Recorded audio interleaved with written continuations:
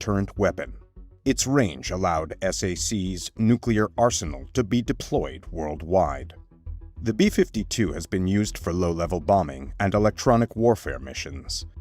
When it entered service in 1955, it represented the peak of jet bomber design. However, its origins trace back to a Department of Defense decision made a decade earlier during wartime. For much of World War II, the U.S. focused on refining existing technology to keep production lines operating at the urgency war required.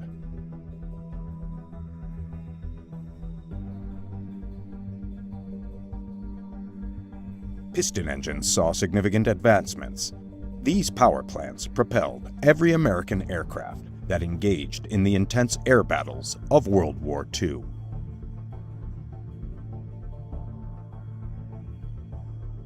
Even the formidable Boeing B-29, with superior speed, range, and payload capacity, still relied on piston engine technology.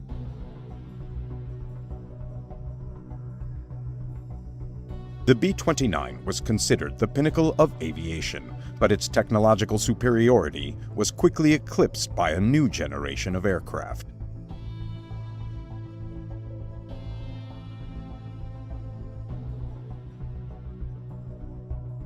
Early in the war, the U.S. was stunned to discover that Germany and Britain had developed gas turbine jet engines, capable of propelling fighters far faster than the legendary Superfortress.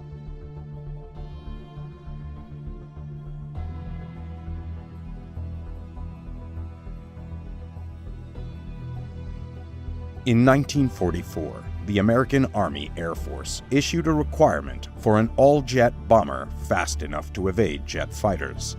Contracts were awarded for no fewer than 5 different designs.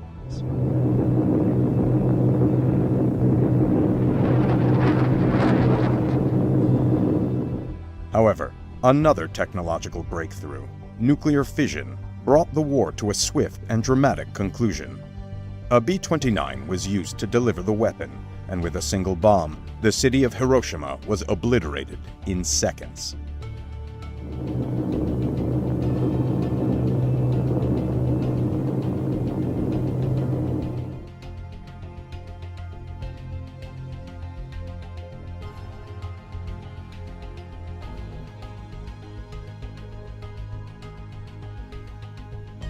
If one aircraft could unleash such devastation, perhaps vast bomber fleets were no longer necessary to win modern wars. The immense loss of life America endured to establish B-29 bases in the Pacific reshaped the requirements for the next generation of bombers.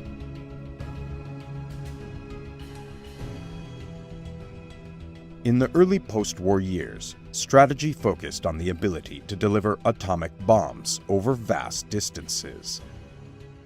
The Air Force prioritized long-range intercontinental aircraft, a role that the Convair B-36 Peacemaker effectively fulfilled for a time. The massive B-36 was, in reality, a World War II-era design that arrived too late for combat. It relied on 6 enormous piston engines to achieve what were merely average speeds. Later, jet engines were added in underwing pods to boost its power.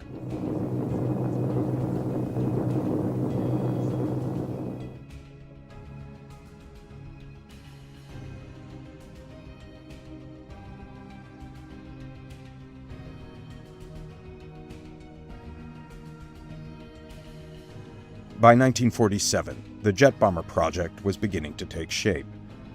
That year, 5 submissions underwent testing, though by then they were classified as medium bombers.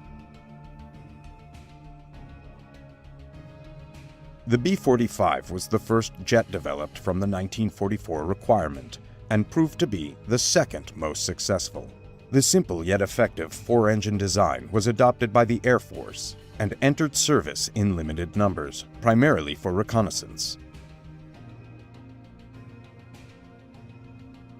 Consolidated proposed the B-46 as another 4-engine jet bomber.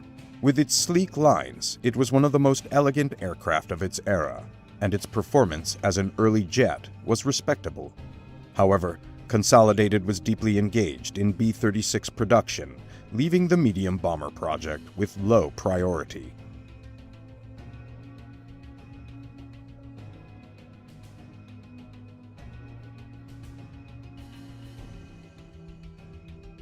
Martin's B-48 was a bulky design that used 6 jet engines mounted in mid-wing clusters. Its most notable innovation was a bicycle-style undercarriage along the aircraft's center line, supported by 2 outrigger wheels on each wing. This design failed to interest the Air Force, and, like the B-46, its prototype was scrapped.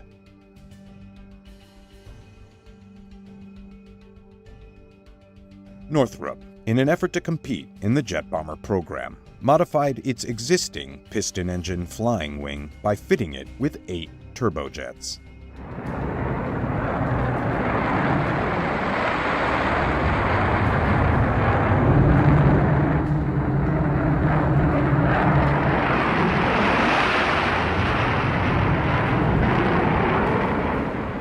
The design was remarkably efficient and years ahead of its time.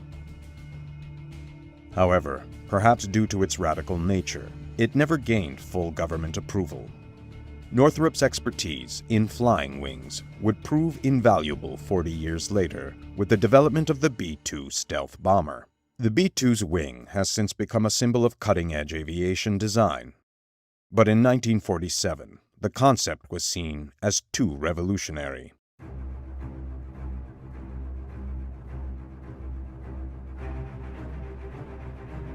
Undoubtedly, the most impressive proposal submitted to the Air Force came from Boeing. Its B-47 Starjet incorporated insights gained from German research on swept-wing technology. To maximize the efficiency of these wings, they were made extremely thin and flexible. As a result, the 6 engines had to be mounted on pylons and distributed across each wing. This design not only made engine maintenance easier, but also provided aerodynamic advantages at high speeds. Due to the wing's thinness, Boeing adopted the same fuselage-mounted bicycle undercarriage used on Martin's B-48. The Air Force accepted the B-47, and by the early 1950s, hundreds had been produced.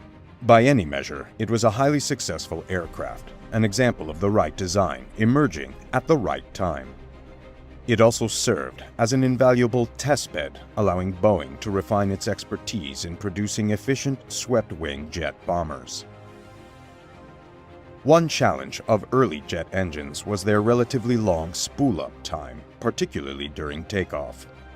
To address this issue, Boeing developed several types of detachable rocket boosters, a system that became known as Jet-Assisted Takeoff, or JATO.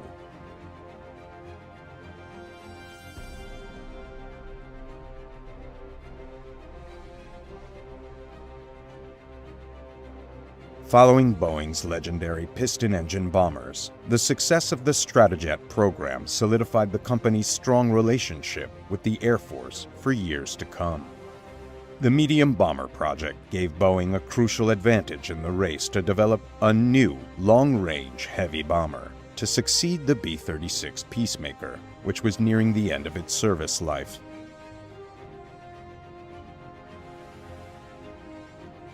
In an effort to keep the Peacemaker relevant, Convair designed an all-jet swept-wing version designated the XB-60. However, reworking an aircraft originally conceived during World War II failed to impress the Air Force. As early as 1946, Boeing had been tasked with developing a replacement for the Peacemaker. The company explored hundreds of concepts, ranging from ultra-large piston engine designs to aircraft using proposed compound supercharged power plants, as well as turboprops, jet engines driving propellers. However, none of these concepts delivered the dramatic performance leap over the B-36 that the Air Force sought.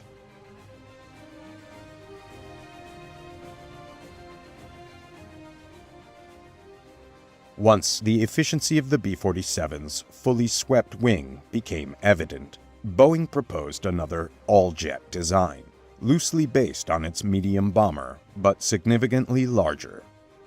This concept was refined into Model 464-67, which the Air Force ultimately approved as the B-52. In October 1948, an order was placed for 2 prototypes, designated the X and Y models, though minor issues delayed the X model, making the YB-52 the first to be completed. Here, the YB-52 is seen undergoing tests at Edwards Air Force Base. Its overall shape and fighter-style canopy resembled the B-47, but it was much larger and offered superior performance. The B-52 also introduced several advanced features, including a fully steerable undercarriage that adjusted to remain aligned with the runway upon landing, even if the aircraft was drifting to one side. This capability remained classified for several years.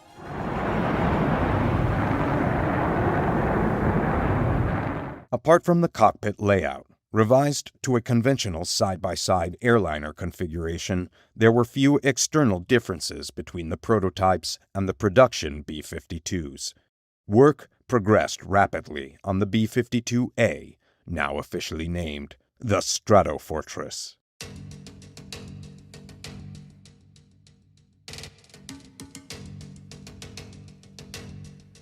Only 3 B-52A models were built, but the B model, nearly identical except for minor improvements, entered full production. Extending the bomber's range was always a top priority. In-flight refueling, perfected in the late 1940s through Boeing's flying boom system, addressed many challenges. However, during the early days of the B-52 program, aerial refueling remained a difficult task. The first tankers were powered by piston engines, with maximum speeds barely exceeding the stall speed of the jet-powered bombers. Here, the Y model performs the delicate task of aerial refueling. Jet tanker refueling was clearly a safer and more efficient option. It wasn't until the introduction of the KC-135 Stratotanker that aerial refueling became both safe and practical. Another method of extending range was the addition of extra-large outboard wing tanks, like the one shown here, which could hold 3,000 gallons and be jettisoned during combat. By March 1954, B-52s were coming off Boeing's production line in Seattle. The aircraft then entered an induction program where air crews and aircraft were integrated into a cohesive fighting force. Inside the sleek B-52, crews of 6 learned how to operate the Stratofortress. After the B-36, they found Boeing's bomber to be much more cramped. Every available inch of the B-52 was dedicated to fuel, payload, and electronics. Where the Peacemaker featured 6 gun positions, the B-52 had only 1. Instead, the aircraft relied on its performance and the emerging technology of radar jamming for self-defense. The Strategic Air Command required the world's best bomber, and it made equally stringent demands of its crews. Aircrew members underwent rigorous training, ultimately becoming an elite corps of professionals, forming a team capable of handling the sophisticated aircraft they operated. For over a decade, the Stratofortress and its crew had one primary mission: to carry and deliver the thermonuclear hydrogen bomb. But for the bomb to serve as a credible deterrent, it had to be tested to demonstrate its effectiveness. Throughout the 1950s, hydrogen bombs were detonated in remote areas of the Pacific. The final tests, like many before them, saw B-52s dropping the deadly payloads.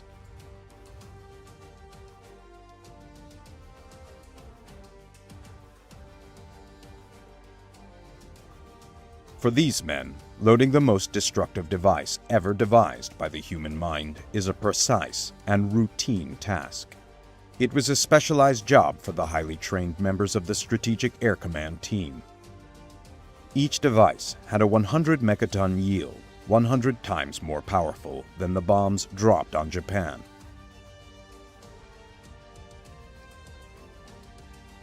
Unlike the World War II-era bombs, the device in this bomb bay would be slowed during its descent by a parachute, giving the bomber more time to vacate the area before the catastrophic explosion.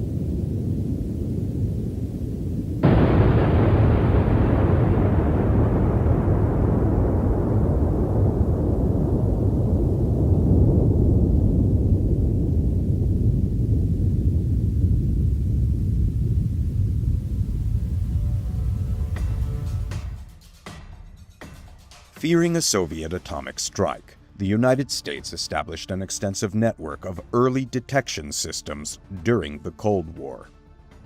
These early warning systems were mostly located in the frozen north, the most likely path for a first strike.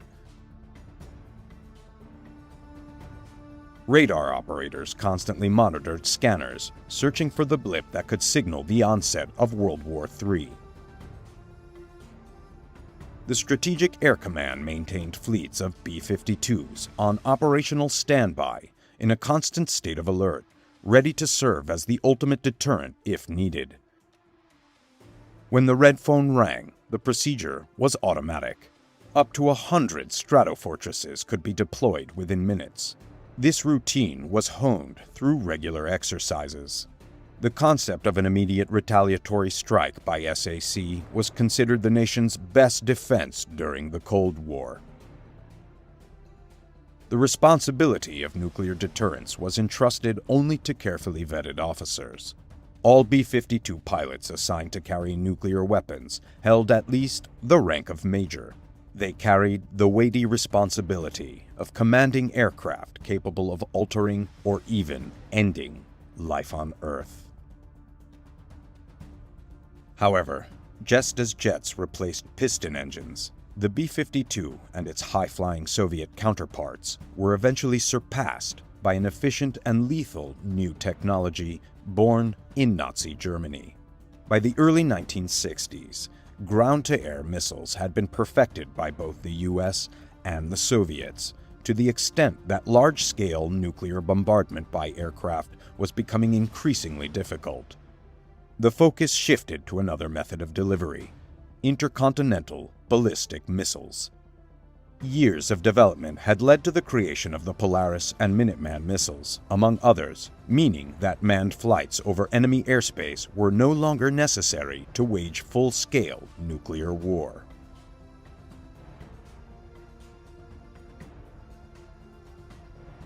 Despite this, SAC's Stratofortresses remained in service.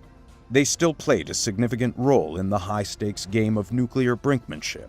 The problem with ICBMs was that, once launched, they could not be recalled, removing the option for politicians to engage in the traditional tactic of saber-rattling and raising the risk of an unintended international conflict.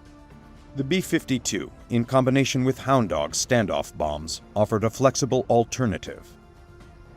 B-52s could approach the edge of enemy airspace, signaling America's readiness to strike, while still allowing time for last-minute diplomatic negotiations.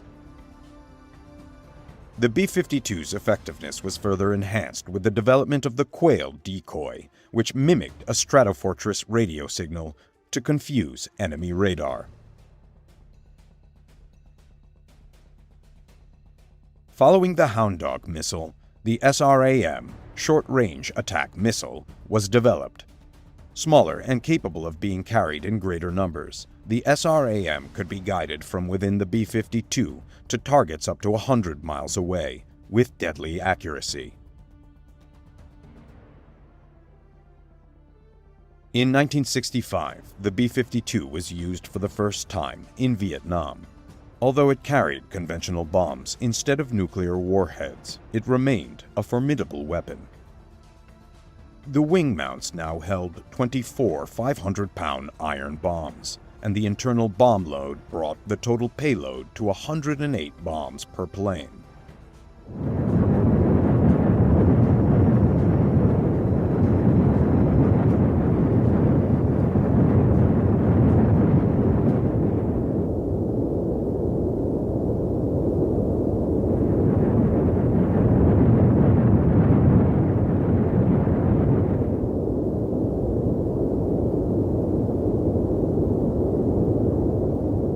Throughout the Stratofortress's involvement in Southeast Asia, B-52s dropped over 3 million tons of bombs. While the use of high-flying bombers was controversial at the time, there is little doubt that the Stratofortress was highly effective in conventional bombing operations.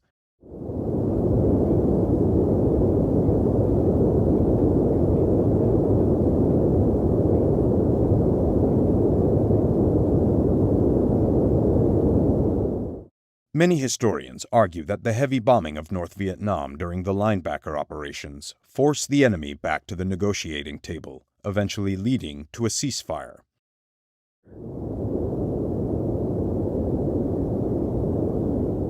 In other Vietnam operations, more advanced bombs were deployed. Some bombs could be detonated later by personnel in different aircraft, using infrared viewing equipment to time the explosions with enemy movements. Standard 500 and 750-pound iron bombs like these were commonly used on most B-52 raids. To ensure quick loading and turnaround, the internal bomb load was stored in prearranged racks, allowing for the fastest installation possible.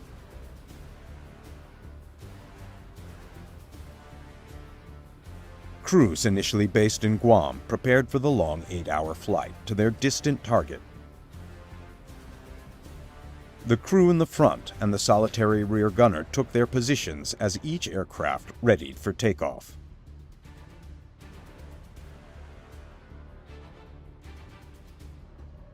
During the long years of the Vietnam War, nose art appeared on several B-52s. Though the artwork was more subdued compared to its Second World War counterparts, the missions were no less dangerous. B-52 crews had to contend with fast and agile enemy MiGs, anti-aircraft fire, and, most dangerously, deadly surface-to-air missiles. Despite these challenges, they had their missions to carry out, and, like all soldiers, they flew regardless of the opposition.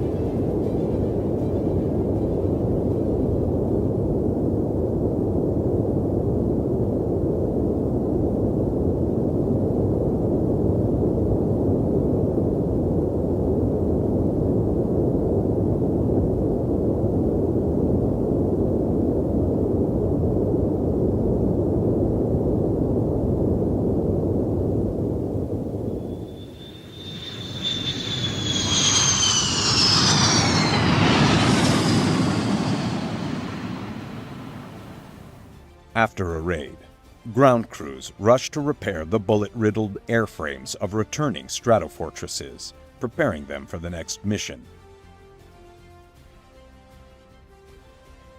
Sometimes the damage was alarmingly close. Despite the low fuel takeoff policy, the heavy bomb loads placed immense strain on the engines, which frequently required maintenance and often complete replacement.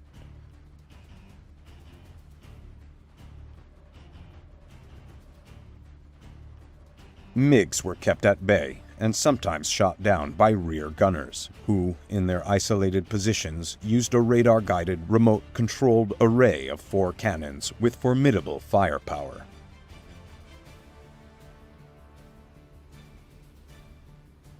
The tail gunner's position was removed with the introduction of the B-52G and H models. All B-52G and H models are equipped with EVS, electronic visual systems, which allow the pilot and crew members to see ahead of the aircraft, even in darkness or fog, through infrared television cameras displayed on a monitor. This innovation came just in time as the B-52's role shifted to that of a low-level tactical bomber. Stratofortresses may need to fly through atomic clouds, and with the B-52 shielded by radiation-proof curtains, the EVS becomes the crew's only visual connection to the outside world. Though the mission has evolved, the red phones and flashing lights remain the currency of SAC. When the alert sounds, whether in exercise or war, SAC's powerful deterrent force quickly swings into action. The first move for a general in charge of operations is to leave the ground base for the safety and mobility of an aerial command post. As the alert is given, air crews rush to their aircraft, always on standby for immediate deployment.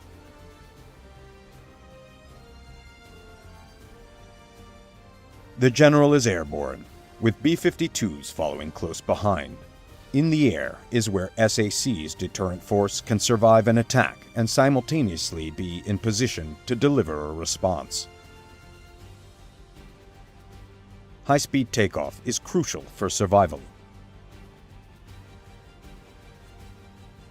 In this exercise, preparation for a nuclear flash is part of the procedure, and radiation-resistant curtains are deployed. The crew is entirely reliant on the EDS and other electronic systems, as they dare not look out of the cockpit. Flying low over the ground, each pilot waits for orders. The B-52s may have been called back during the exercise, but the demonstration reinforced the understanding that these aircraft still possess the capability to penetrate enemy territory, if necessary. The exercise concluded successfully, with the general reassured of the B-52's effectiveness. After 70 years of service, the B-52 continues to perform its mission, though its longevity indicates that its time in active service is nearing an end. From the outset, the Strategic Air Command had been looking for a replacement for the aging bomber. The first contender, the XB-70, was an ambitious and advanced design. However, it quickly became outdated as ground-to-air missile technology evolved, rendering it less effective. The B-1 bomber, developed by Rockwell International, emerged as a potential replacement. The B-1 combines high-speed and altitude capabilities, utilizing its variable sweep wings to maximize both performance at higher speeds and fuel efficiency during low-level flying. The B-1 offered a balance of characteristics that made it an appealing successor to the B-52. The cost of deploying large numbers of B-1s was a key factor in the decision by the Carter administration to shelve the project throughout the 1970s. However, in the 1980s, the B-1B was revived and went into production, though not for its original high-altitude role.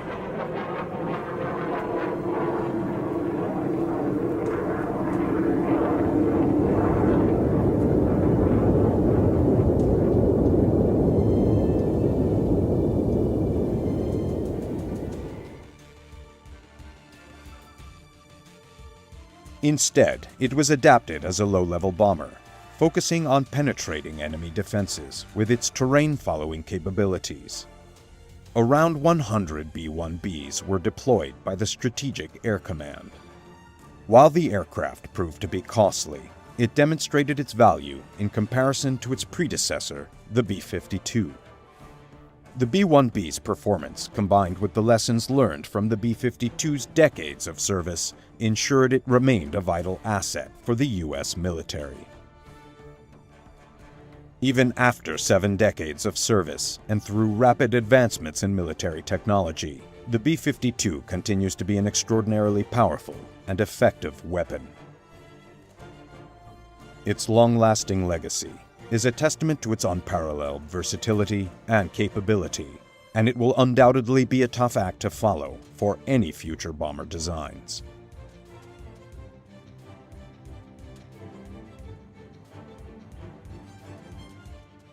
This is the Rockwell B-1 bomber. It is one of only 4 prototypes ever produced. Had it been accepted by the United States Air Force, it would have been the fastest and highest flying bomber ever to go into service. The paradox is that the plane that ultimately did see service, although looking almost identical, flew at half the speed of the B-1 but was much more effective. The Air Force request for proposal, released in 1969, asked, among other things, for low-altitude ride control and nuclear hardness, the ability of the aircraft electronic system to resist the effects of a nuclear explosion. Again, the North American company took the lead. Now under its new banner, Rockwell put forward a concept that embraced the latest innovations, including swing-wing technology, but in proportions of a long-range heavy bomber. To prove the concept, an exhaustive wing tunnel program tested the shape, proportions, and function of Rockwell's proposed swing-wing penetrator. In miniature, every flight characteristic and operational idiosyncrasy of what was to be the B-1 project underwent the closest scrutiny.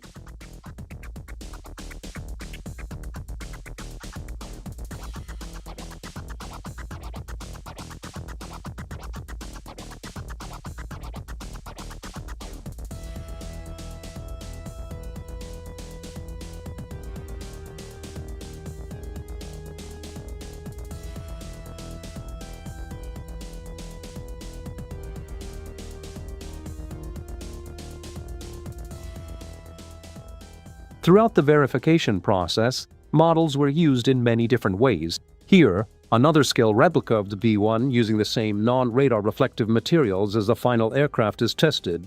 On a movable rig, its ability to hide from radar coming from any angle is thoroughly examined.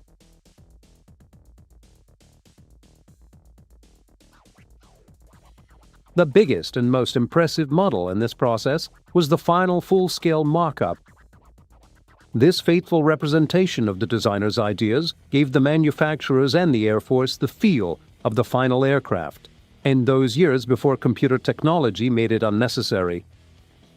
The mock-up gave the last opportunity to explore the practicality of the concept before committing it to the expense of production. Even details like hinge doors and access panels are faithfully modeled so that the ground and flight crews alike can assess almost every physical detail on the finished aircraft. A variety of model weapon loads, both outside the aircraft and inside the bomb bays, look absolutely convincing and provide the closest possible insight to the real thing. So does the layout of the cockpit, and even the swinging mechanism of the wing works just the way it will on the production version. This level of perfection is a test to the model maker, but manufacture of the real thing was to challenge the engineer far more. There had been problems with the early F-111 wing box on which the swing wing pivoted.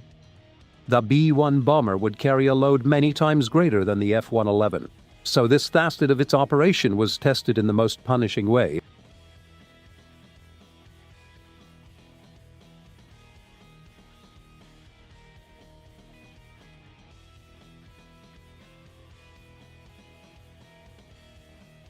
As always with the United States military aircraft, the greatest consideration was placed on the service's most indispensable asset. The preservation of aircrew was a major priority, and with the B-1 project, it would prove a substantial challenge.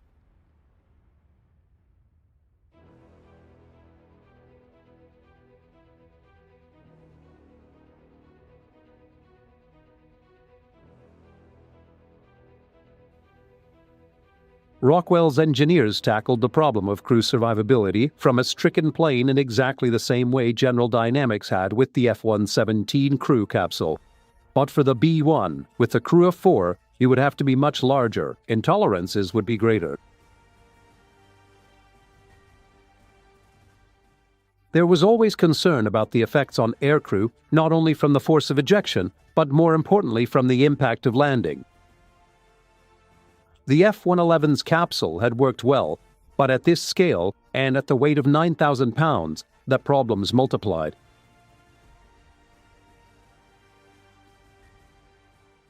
There was a real danger of spinal damage to crews on impact, so rapid-action airbags were developed to cushion the effects of the module as it hit the ground.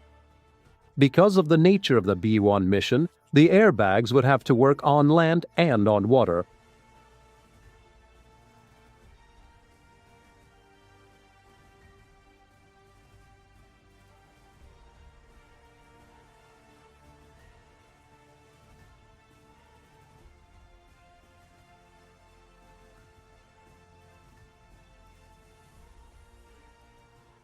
Meanwhile, at Palmdale, California, construction of the 3 prototypes began. The B-1 project was now underway, even if its long-term future was far from certain. Funding, as in most major defense projects, was to be a continuing problem. Sanic criticisms of the enormous costs of the V-1 and the usual inter-service competition for the military budget were as difficult for Rockwell executives to handle as the new technology was for Rockwell's engineers.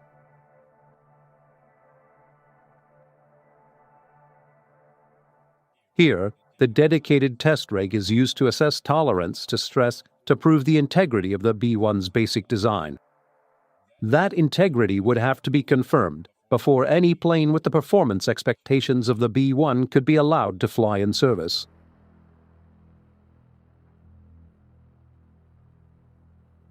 Eventually, after years of gestation and months of production, the first B-1 was displayed to the public on October 26, 1974. Its sleek lines were emphasized by its glossy white finish. At the time, it was the largest swing-wing aircraft in the world. The first V-1, serial number 74-158, rolls down the Palmdale runway on December 23, 1974, for its first maiden flight. Originally, plans called for 5 flying prototypes and 2 for structural testing. But because of cuts to the program, only 3 planes were ordered. The second and third of these were not to be available for flight testing for over a year. So on the first flight to the first plane, more than usual precautions were taken without a ready replacement. Loss of this prototype could cause the whole program to collapse. Little surprise, then, that the first short flight to Edwards should be accomplished with wheels down. Nor was any attempt made to alter the position of the enormous swinging wings. But the 2-man crew did adjust the jet exhaust system. This complicated arrangement is sometimes referred to as the turkey feathers for obvious reasons.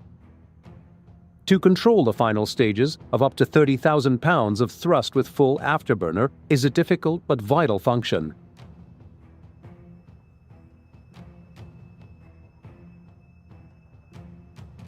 Edwards is the traditional base for testing. Once called Maroc, this Air Force facility has been the home of many major test programs. Here, from the dry Californian desert, the first B-1, with the hopes of Rockwell and the Air Force in the balance, would undergo the most thorough flight testing. All the while, its detractors looked for the slightest flaw to capitalize on. Already, there had been problems with cost overruns. These had been added to by the government decision to produce fewer planes, substantially increasing the unit cost. Also, the decision to stretch the early delivery schedule created problems with the aircraft's 3,000 subcontractors. Logistics must have been a nightmare. Although the first short flight of the B-1 was a totally successful exercise, its future was still far from secure, and much of the real flak the program was to encounter had little to do with the plane's performance. Rather, the arguments were of need, philosophy and politics. Did the Air Force really require a new bomber? How valuable was a recallable man deterrent? Genuinely informed assessments of whether the B-1 might be able to achieve its mission requirements were less easy to find, and, against this backdrop of uncertainty, engineers and test pilots would have to prove Rockwell's super bomber.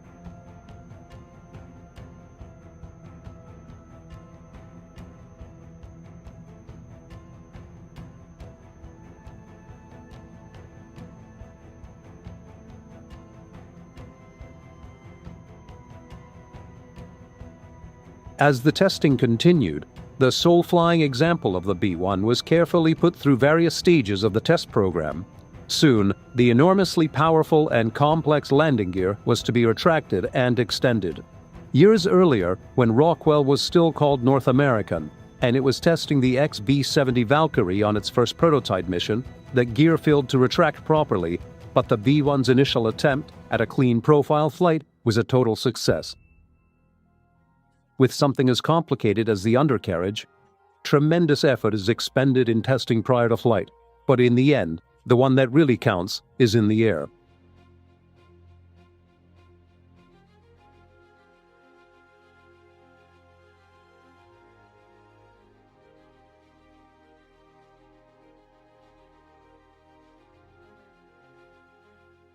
Throughout 1975, Rockwell's single-flying B-1 ran a gauntlet of tests, including the crucial wing sweep function from straight wing to delta shape.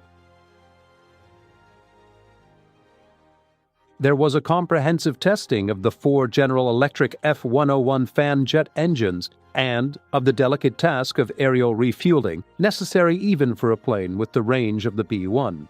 It was tested in high-level flight at over 50,000 feet, then down to the deck for the all-important below-the-radar barrier trials, flying over 600 miles an hour at less than 200 feet. In these circumstances, the small vanes of the low-altitude flight control system were vital. Government cuts to the program meant that only 3 prototypes were to be built. The first of these was to fly, and the second was for structural testing.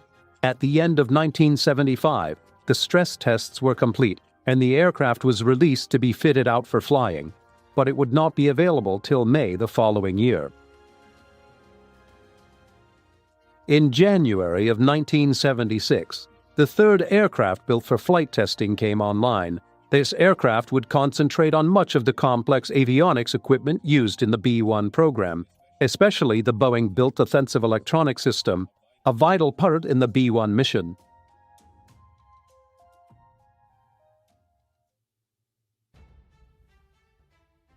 Inside the cockpit of these prototypes, a complicated array of dials and meters surrounds the cathode ray tubes.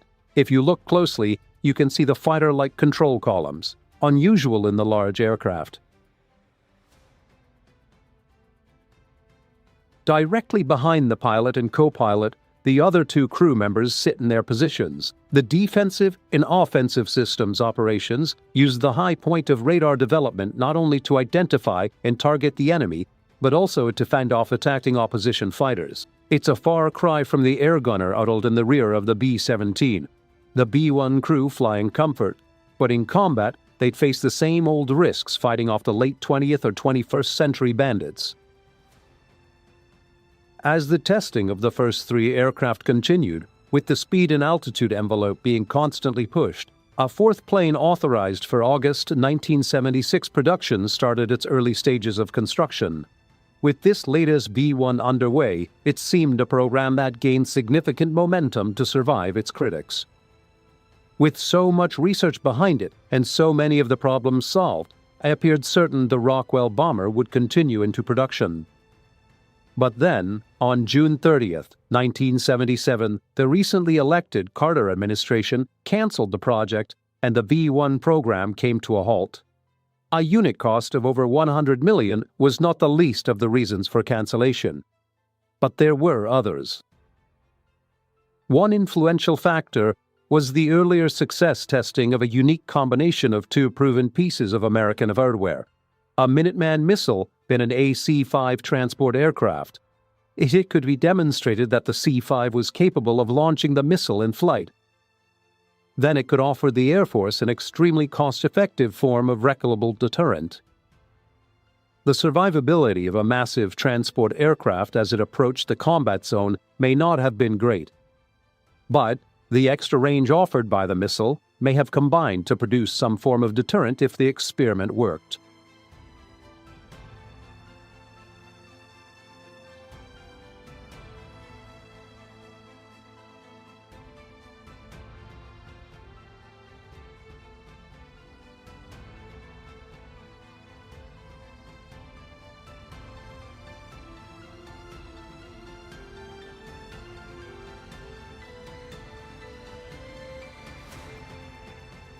Although it was not to be adopted as a complete system, the air launching of an ICBM was nevertheless a spectacular achievement.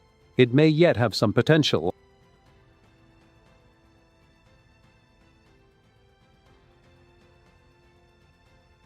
A much more concrete threat to the B-1 came in the form of the Aero-Launched Cruise Missile, or an LCM. These are clever and extremely deadly weapons. Before extension, their wings and tailplane fold flush to the main body so that many such missiles can be carried under the wings or in the internal bomb bays of the B-52.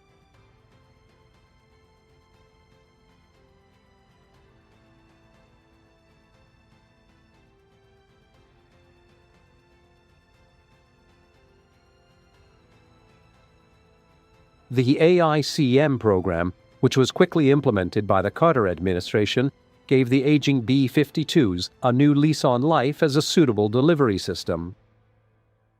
The cruise missile uses small air-breathing jet engines, and with their extended wings in subsonic speed, obviously owe something to the original cruise missile, the German V-1 of World War II. But 30 years of technical evolution enabled the addition of concepts similar to the terrain following radar first used in the F-111. This produced a weapon that was at the same time economical and effective, and considerably extended the range and survivability of the B-52. One thing was certain: after the Carter decision to cancel the B-1, the B-52, old as it was, would have to carry on as America's only long-range recallable deterrent. But, although more life could be squeezed out of those remarkable aircraft, it was equally obvious that in the long term, a new delivery platform of some kind was inevitable.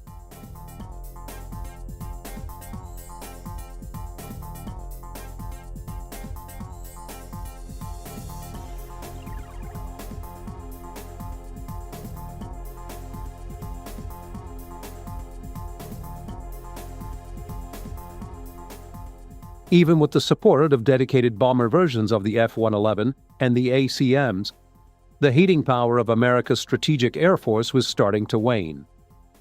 In spite of the discussed conversion of transport aircraft to carry cruise missiles, it had been known for many years that survivability over or even close to the enemy's airspace required specialized aircraft, and the missile-carrying transport would be limited to a type of delivery far less challenging than the Air Force would expect from a B-52 replacement.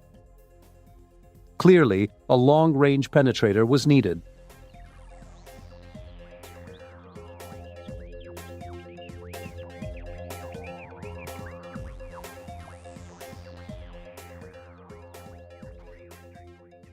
Although the Carter decision had cancelled production of the B-1, it had allowed some funds for the continued tests of the first 3 planes and to complete the building of the 4th. It was with these 4 aircraft that Rockwell started to resurrect the program. But much time had passed since the cancellation, and, if the swing-wing bomber was ever to reach production, it would be vastly different from the original concept. In some ways, time had worked into the plane's favor. New ideas were now becoming available, and with flying test vehicles on end, their qualities would be quickly verified.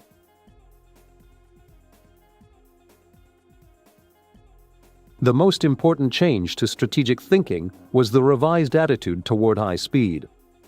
The first parameter for the B-1 had been that it could fly at over 50,000 feet and speeds in excess of Mach 2, twice the speed of sound, and then, as it approached the enemy radar, the plane was expected to drop to 200 feet in high subsonic speed to make its final run undetected. But later thinking claimed that Mach 2's speed performance was of no real strategic value. Low and slow, if 600+ miles an hour is slow, was seen as the best way for a long-range penetrator to reach its target. The reduction in top-end speed requirement would enable other benefits to be introduced in the new plane and would also contain costs. Much greater emphasis was placed on making the plane invisible by using non-radar reflecting materials. The new bomber would appear to be less than 1% of the size of a B-52 on enemy radar screens. In-flight refueling for optimum range was given even greater priority, as there had been unfounded criticism of the early plane's results at low level. A major change was implemented for crew survival. By deleting the crew ejection module, which had never been perfected, in favor of conventional ejection seats quite suitable for the slower flying version. With revised specifications from Rockwell and the pressing need to solve the B-52 replacement problem, the Reagan administration announced in October of 1981 the decision to build 100 Rockwell bombers, to be called the B-1B. The 4 earlier prototypes, which had done so much valuable work to prove the basic and later the modified concepts, would continue in test programs as the B-1A. It is entirely possible that had these 4 original aircraft not been available, the entire B-1B, the born-again bomber project, would have never gone underway.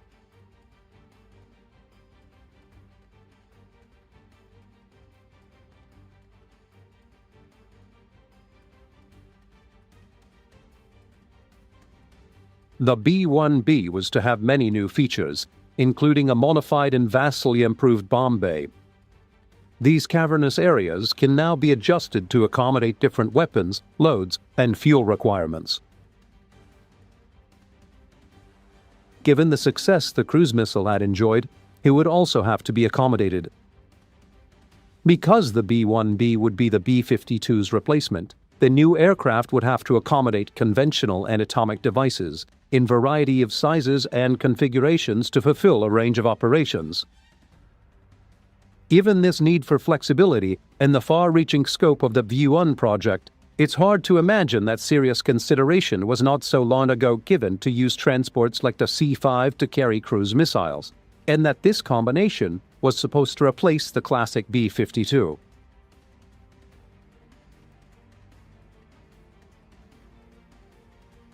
As the B-1A continued to prove the new performance specifications, work on the B-1Bs was well underway at Palmdale. The total cost of 100 B-1Bs was to be $20 billion, or over $200 million a plane. But with the lessons learned from the disruption of the earlier program, at least the B model was certain of completion, and this meant, in the long term, the best value for the money.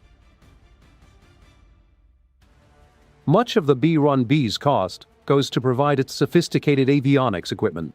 Fixed antennas and radar dishes literally project from every angle of the fuselage, all gathering information for its computers to analyze. From this data, the crew will make decisions that may well resolve the outcome of a mission with historic importance, and the fate of the aircraft and those that fly it could equally be at stake. All things considered, perhaps the Rockwell swing-wing bomber is not so expensive after all.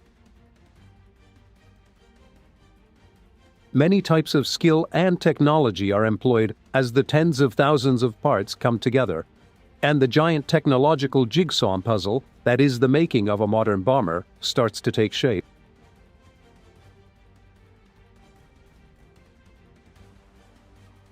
By the middle of 1983, the first B-1D production model was ready to make its public debut.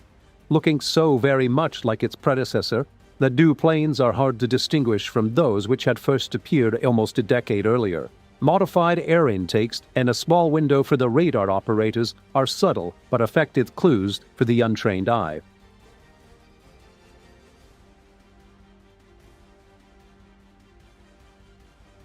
However, the performance variations are not so subtle. The B-1B, flying with half the speed potential of an A model, uses 21st century materials to become the most invisible to enemy fighters and missiles, and therefore is far more likely to complete its mission. And all the time it's on its deadly journey, it's providing tacticians with the flexible option of a last-minute recall. A role only the manned bomber can perform, but a role that was often understated in the past.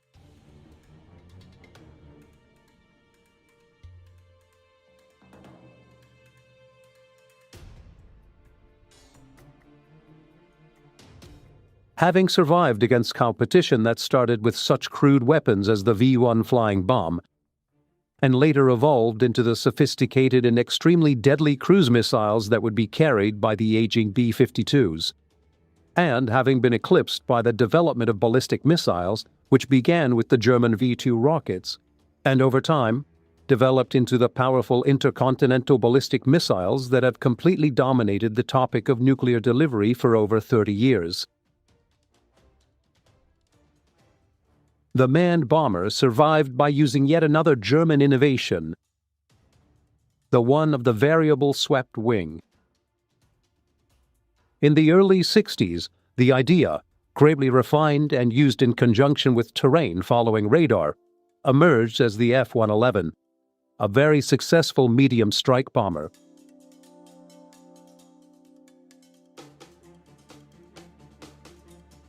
And in the early 70s, the concept was further developed into the B-1, the ultimate high-speed, long-range, manned bomber, when it was to take another 10 years, and the arrival of still more advanced construction materials and another generation of avionics before the later model, the B-1B, was able to reach service. A masterpiece of high technology, the best that aerospace industry could offer, had finally arrived. It continued to fly well into the 21st century and doubtlessly became a legend similar to the B-52 we have replaced. But clearly, the B-1B, the born-again bomber, was already one of the world's greatest planes. In many ways, development of the B-1 paralleled development to the very first strategic bomber, the B-17, in that the B-17 also had to deal with an array of problems. The history of the B-17 began when the Army Air Corps circulated a specification for a multi-engine bomber. They probably only expected manufacturers to respond with a twin-engine design, but the Boeing company, showing what was to be characteristic foresight, offered a four-engine plane. As advanced as it may have been, Boeing's Model 299, as the prototype was known, was not very well received. An accidental crash in the early trials and a belief in some quarters that a large four-engine plane would be too difficult to fly in combat cost Boeing the initial order. And yet, certain factions in the Air Corps encouraged Boeing to continue development of what was, for its time, a massive aircraft. Using much of its own money and fighting government cutbacks, the company continued to develop what was ultimately to be a most important plane. During the early 1900s, as America began to emerge as a global power, Roosevelt delivered a prophetic statement on international diplomacy, advising to speak softly but wield a formidable presence. 50 years later, amid the United States' role as the foremost defender against communism, its formidable tool was undoubtedly the Convair B-36, a long-range bomber. Although this immense aircraft served predominantly throughout the 1950s, its origins can be traced back to before America's entry into the Second World War. The B-36 earned itself the unofficial title of Peacemaker. By 1941, the United States Army Air Force had two effective heavy bombers in its arsenal. One was the renowned B-17, crafted by the Boeing Company. This exceptional four-engine aircraft played a crucial role throughout the war, with later heavily armed versions aptly dubbed the Flying Fortresses.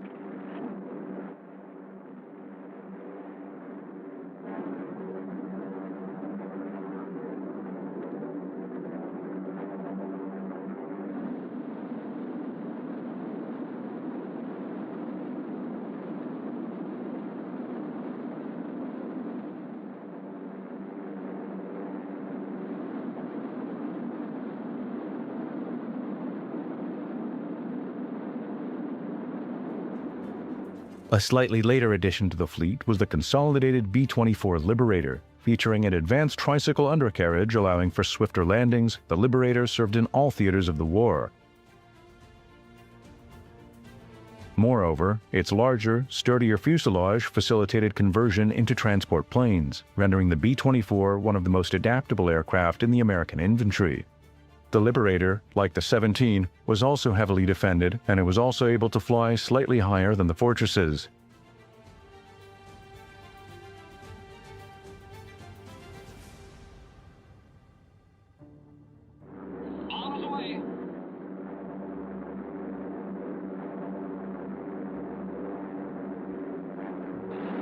However, more significantly, it boasted extended range, making it frequently utilized for maritime patrol missions, covering then what were considered significant distances solely on internal fuel.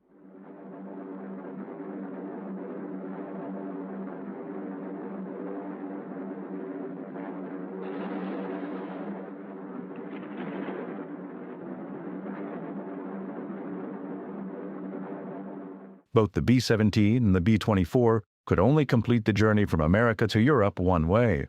In 1941, the Army Air Force had also commissioned another bomber, envisioned to surpass its predecessors in altitude and distance capabilities. Another creation by Boeing, the B-29 Superfortress stood out as the most formidable bomber deployed throughout the entire conflict.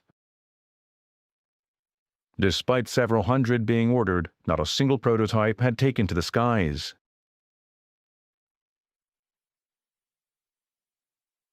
As a secondary contingency plan, in the case of any setbacks with the B-29, the consolidated B-32 Dominator was proposed. While this aircraft wasn't produced in large quantities, it did offer a reassuring alternative to the Superfortress's remarkable capabilities. However, by 1941, it too existed only on blueprints. By the middle of that year, Nazi Germany had conquered continental Europe, achieving successive victories. Of greater importance, despite Britain's partial air superiority, it endured relentless bombardment from the Luftwaffe, causing significant devastation to both its populace and industry. These raids, often conducted at night but sometimes during daylight, were perceived by the German High Command as means to subdue the island nation. The pressing question that American tacticians grappled with was simple. What would occur if the U.S. entered the conflict and the sole remaining Allied base in Europe fell to Germany?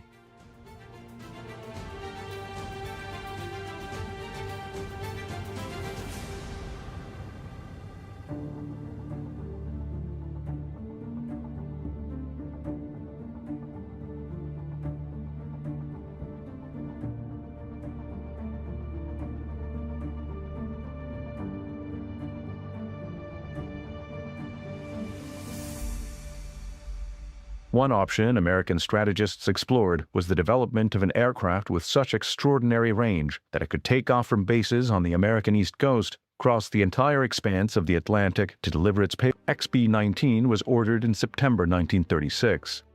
Upon completion, this aircraft boasted a wingspan of 212 feet, surpassing the XB-15 in size. The endeavor required 500 men, 9,000 drawings, 2 million men. Proved to be a costly endeavor. Nevertheless, the XB-19 represented a significant milestone in aviation standards, not just in terms of size, but also in innovation. It was the inaugural aircraft to feature a retractable tricycle undercarriage and was designed to incorporate power-operated guns and a turret. If it had entered production, it would have boasted a range exceeding 7,000 miles. The insights gleaned from the XB-15 and XB-19 projects, coupled with the recognition of deficited designs from Northrop and Consolidated. The Northrop design was notably unconventional. The premise behind it was that eliminating the drag effect of the fuselage and tailplane could significantly enhance range. Thus, Northrop embarked on designing an aircraft essentially compromising only a wing, a flying wing. Consequently, on October 25, 1941, an order was placed for 2 XB-35 experimental bombers. The Consolidated design was more conventional than its competitor in shape, but certainly not in size. Featuring an expansive wing area of just under 5,000 square feet, the B-36 necessitated no fewer than 6 engines positioned at the rear of the wing to propel its colossal 163-foot fuselage through the air. On November 25, 1941, an order was sanctioned for 2 aircraft, with the expectation that the first would be developed by mid-1944 at a fixed fee of approximately $800,000 each.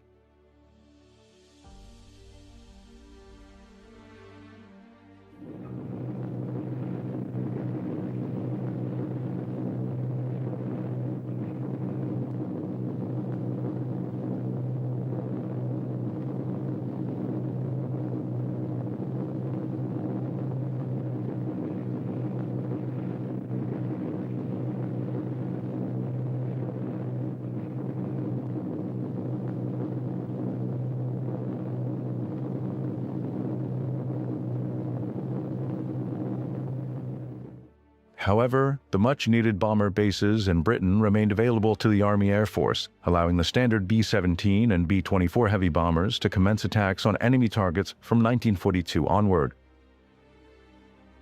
Deployed in abundance, the fortresses and liberators exacted a devastating toll on the enemy. The demands of a Pacific theater, particularly after the seizure of the Mariana Islands in mid-1944, were capably met by Boeing's B-29, which provided the Air Force with the means to strike deep into Japan's heartland. Yet, it was a specific B-29 armed with a particular bomb that ultimately brought the Second World War to a close, marking the culmination of much military aircraft development.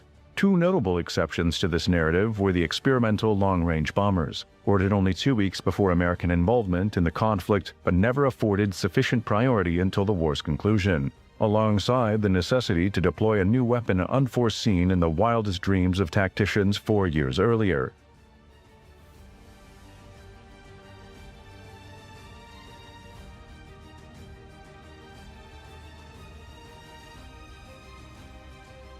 The inaugural Northrop B-35 was actually assembled in an open environment and finalized in June 1946. This clever design, which was the source of controversy for many years, was powered by 4 pusher engines and was intended to carry a crew of 9 in the pressurized center section, for its shape barely allowed the word fuselage to be applied.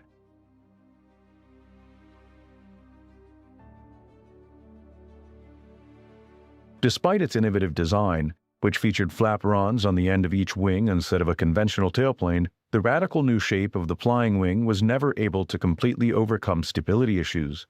Nevertheless, the flying wing stands as one of the most ingenious aviation concepts in history. The first XB-36 was rolled out of the experimental hangar just 6 days after Japan surrendered.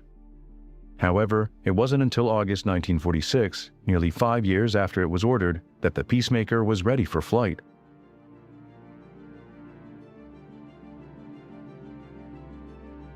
The prototype's single main wheels were an impressive 100 inches in diameter, making them the largest ever produced for an aircraft. However, this feature would later prove to be a significant weakness.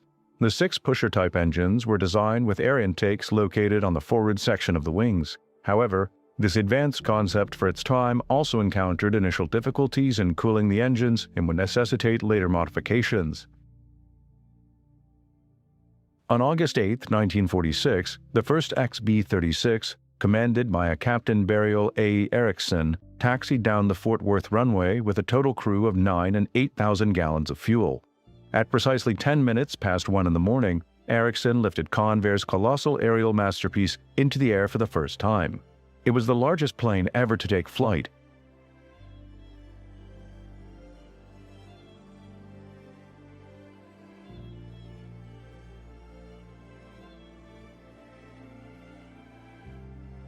The flight lasted no more than 37 minutes, during which the undercarriage remained in the wheels-down position as a safety precaution. Erickson's crew, on this occasion and many subsequent ones, subjected the giant aircraft to rigorous testing, swiftly identifying the challenges inherent in its immense size. One of the most significant challenges was the vibration generated by the immense engines spaced out across the wide expanse of the wing. Cooling, particularly at high altitudes, presented another issue. It was evident that the numerous areas would require substantial attention. However, perhaps the most fundamental challenge was the sheer size of the wheel arrangement, which restricted the Convair bomber to runways at least 22 inches thick. Given that only 3 such runways existed anywhere in America, it was clear that a solution needed to be found swiftly.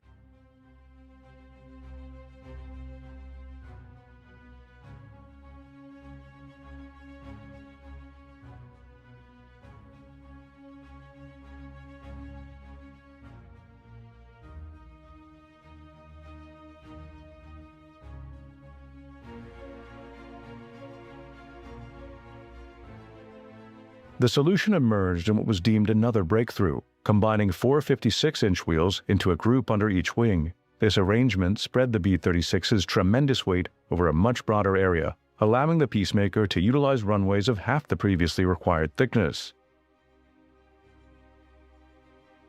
Early in the B-36's development, Convair recognized the potential of leveraging its enormous wings and tailplane for the transport version of the Peacemaker's commercial counterpart, the XC-99, which conducted its maiden flight in November 1947. Still, larger again than its bomber counterpart, the 99 was assembled at Convair's San Diego operation, but with wings and other common parts shipped across the nation from Fort Worth.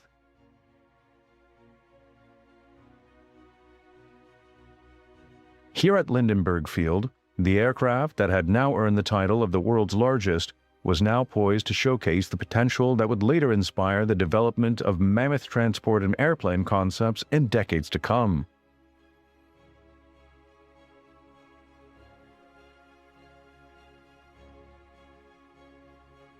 The XC-99 garnered significant attention from Pan Am, which seriously contemplated a civilian version for the West Coast to Hawaii route. The airline even secured options on 3 such aircraft. However, the anticipated post-war airline boom failed to materialize for many years. The XC-99 never entered civilian service. The sole example produced remained in active duty with the Air Force until 1957, proving particularly invaluable during the Korean War, where it expedited essential payloads across the nation. Though this aircraft required modification with a new undercarriage system, once implemented, it proved remarkably versatile and had the capacity, if needed, to transport 400 fully equipped troops. However, it was ultimately ahead of its time.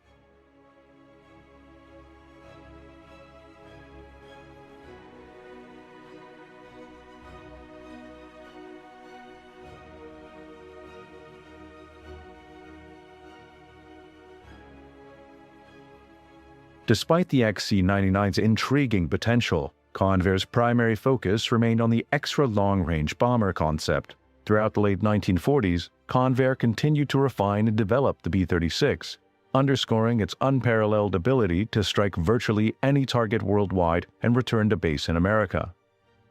Long range would require many hours of physical endurance for the crew, and therefore inside the 36's massive fuselage, adequate provisions were made for sleeping quarters and a galley, complete with a 2-burner stove.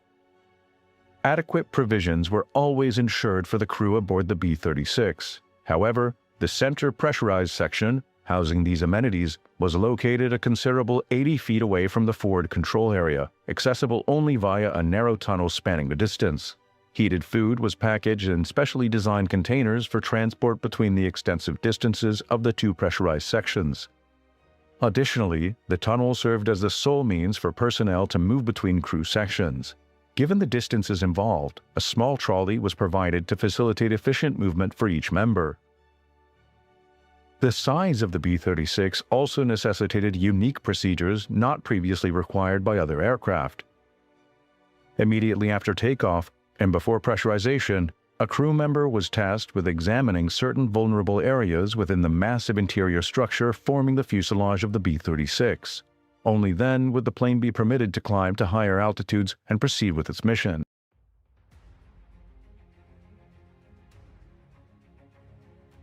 Numerous other challenges stemming from the sheer size of the B-36 also surfaced.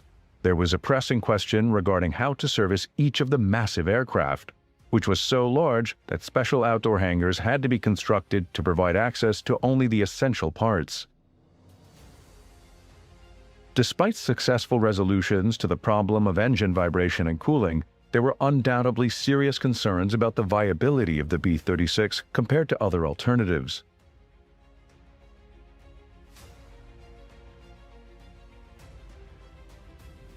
Foremost among these was the upgraded competitor, the Flying Wing, which had transitioned to an all-jet aircraft by replacing its 4 propellers with 8 turbojet engines. Northrop aimed to enhance the speed and viability of its innovative concept, utilizing unique flaperons at the wing's end to compensate for the absence of a conventional tailplane. Another, more conventional competitor to the B-36 emerged from the past, the Boeing B-50. Essentially a standard Superfortress from the Second World War era, the B-50 featured more powerful engines and extended range due to the underwing-mounted fuel tanks. This range was enhanced yet again by Boeing's successful development of aerial in-flight refueling. Thus, the Air Force had at its disposal a proven aircraft combination capable of flying the same range as the B-36, but without encountering the challenges of its immense size. By the late 1940s, due to these advancements, the future of the B-36 appeared increasingly bleak. Its salvation came through two significant developments. The first, poetically enough, was provided by Consolidated's long-term competitor. Boeing developed a successful medium-range bomber entirely powered by jets, leveraging captured German technology that demonstrated the advantages of a swept-back wing. The Boeing B-47 featured a wing not only swept but also remarkably flexible, capable of moving within an arc of 17 feet. To maintain a thin wing profile, the 6 engines had to be mounted in pods suspended from below. The outer pods each contained 1 engine, while the inboard pods each housed 2 engines suspended several feet below the wing's surface. Engineers from both companies collaborated to attach this equipment to the outmost wing of Boeing's aircraft.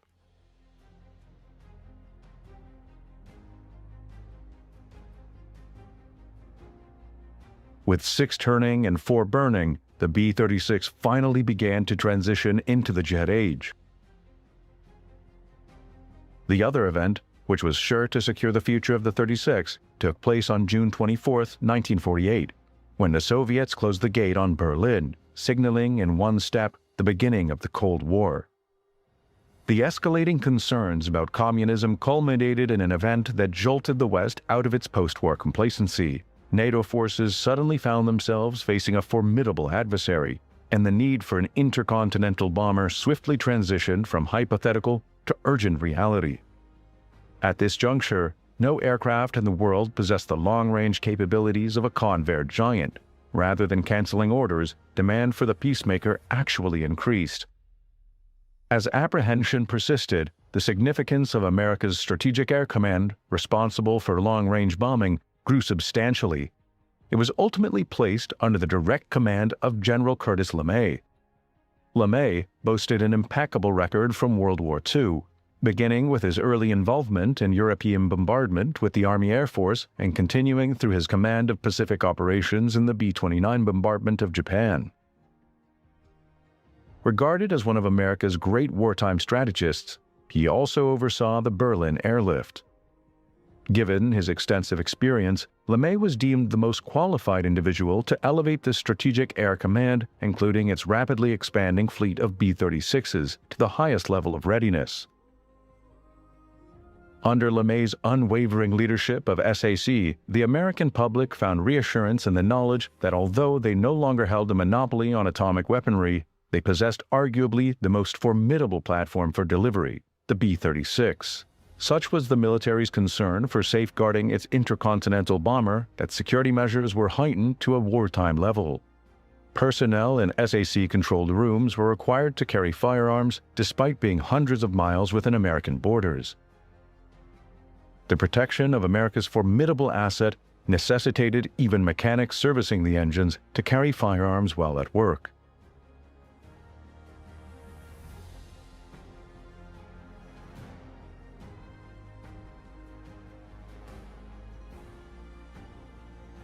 Exercises were conducted at an increasingly intense pace, around the clock and in all-weather conditions under LeMay's leadership. Out, this is engineer. Engineer checklist complete. Ready for takeoff. Over. Pilot checklist complete. Ready for takeoff. Roger, give me 100% on the jet. Roger. Jet's coming up. Engineer, give me full power. Full power coming on. Jet 100%. Tail part temp okay. Takeoff power is set. Everything stabilized. Engineer ready for takeoff. Roger. Carswell Tower, Air Force 653, ready for takeoff. Air Force 653, Carswell Tower, roger, clear to roll. Roger, 653, rolling. Here we go.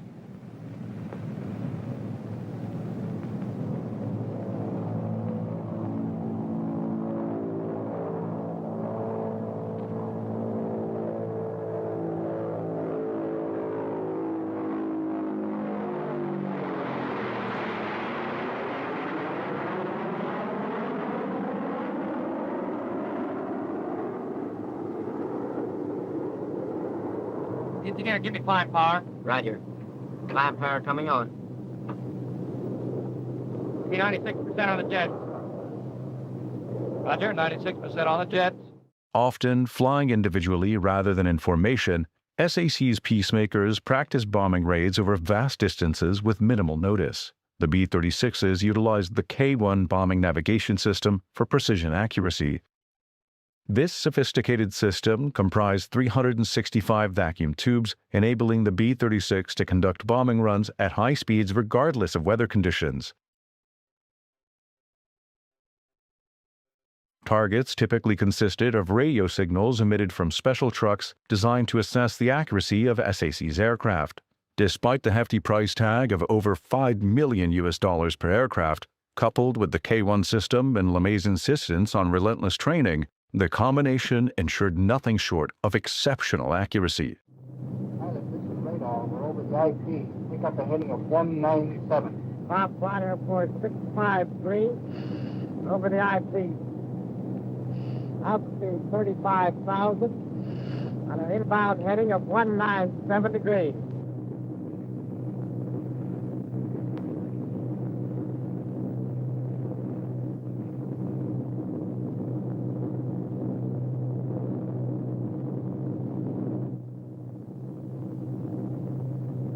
Bomb Flight Airport 653, 30 seconds to go. The bomb's away. 5 seconds to go, bomb flight. Close switch coming on.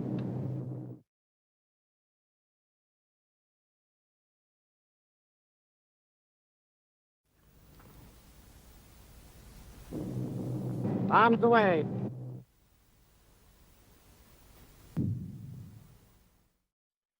Despite the remarkable potential of the Convair giant, critics often raised concerns about its large size, which could potentially make it a prime target for enemy fighters.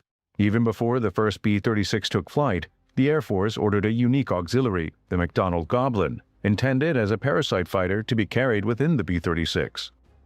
This extraordinary design was stripped down to the bare essentials and featured fold-down wings that allowed the aircraft to be fully concealed within the B-36's bomb bay. While it was never actually deployed with the Peacemaker, its flight controls were operated from a B-29 mothership, and flight trials began in 1948. In August, with test pilot Ed Scorch secured in the cockpit, the Goblin was launched by a trapeze mechanism from the B-29, and the pilot successfully flew what must be considered one of America's most remarkable fighters. However, upon attempting to reconnect the Goblin's hook to the trapeze, turbulence caused the little fighter to lift, and the mother's plane mechanism broke the canopy, wrenching the oxygen mask away from the pilot. But Scorch was just able to regain control and crash land this tiny fighter.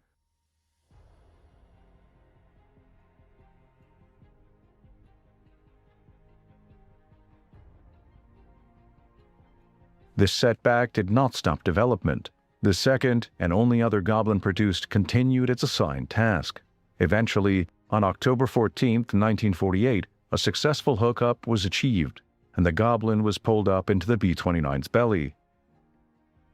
However, despite the bold concept, the bomber-fighter-parasite combination was never adopted, as it seemed to pose as many problems as it attempted to solve.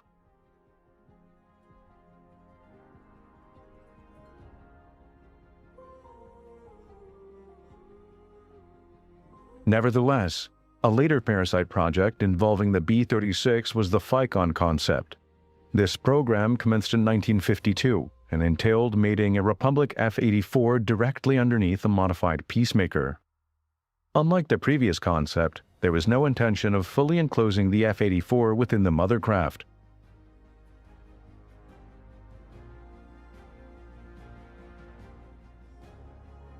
Only after both aircraft were airborne would the fighter pilot enter the cockpit. Together, with the highly trained boom operator positioned in the mother plane, they would undertake the delicate task of lowering the fighter using a large hydraulically operated boom to a point below the bomber where the fighter could be safely released.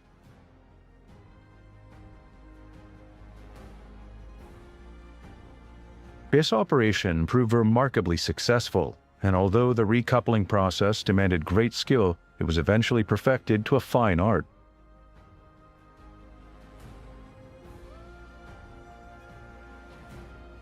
The combination of these aircraft provided many potentials, especially as the pilot was able to come and go from the fighter when it was in the docked position. In reality, the FICON mission was primarily intended to enhance the reconnaissance capabilities of the B-36. The F-84, whether in its straight or swept-wing configuration, was an incredibly versatile aircraft. While SAC utilized it as its own fighter aircraft, there's no denying its potential as an effective fighter bomber, as demonstrated during the Korean War.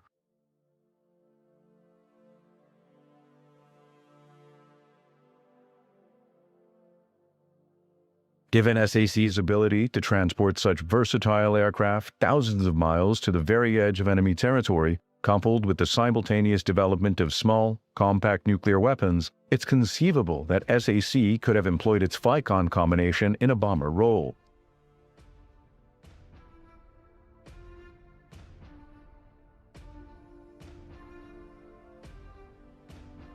By the mid-1950s, the B-36 was fully developed and deployed at various SAC bases across the nation.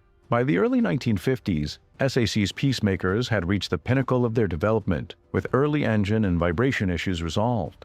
With the support of jet power and modifications such as the new quick-action bomb bay door, the B-36 personified the ultimate intercontinental atomic bomber of the era.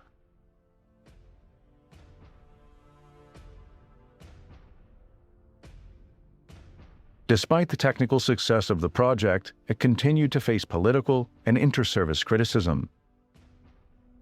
As early as 1949, there was an investigation into the political influences surrounding the B-36, though it ultimately yielded no significant outcomes.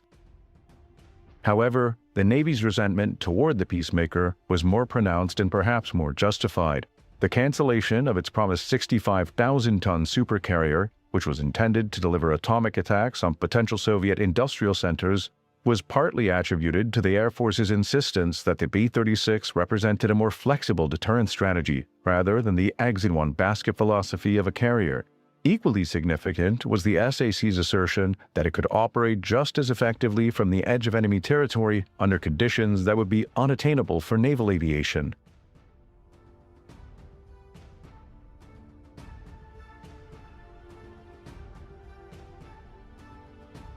To demonstrate this, B-36s would periodically fly from their central USA bases to the very edge of Soviet territory. Highly trained crews comprising pilots, navigators, radio operators, engineers, and gunners would endure for long hours of flight, often at very high altitudes over thousands of miles to the frozen wastelands of Alaska.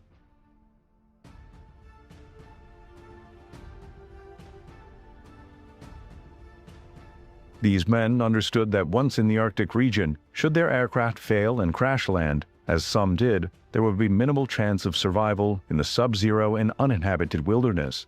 Against these prospects, the roar of the Peacemaker's 6-piston and 4-jet engines must have sounded far more a blessing than a curse.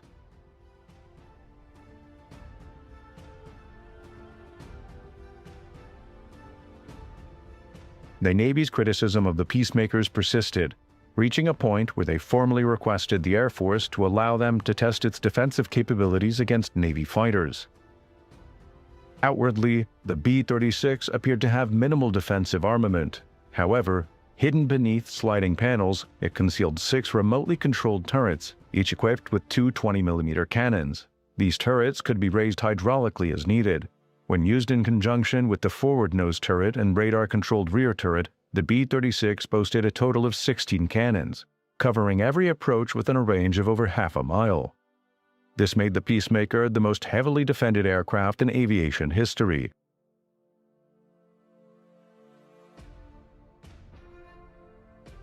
Eielson Air Force Base in Alaska was a point to which many B-36s on exercise would travel. Here, Peacemaker captains would land their massive aircraft, uncertain of the prevailing weather conditions as they made their approach. For some, the landing functioned much the same as their departure point thousands of miles away. However, for others following closely behind, visibility could be near zero, pushing the pilot's skill and determination to the limit.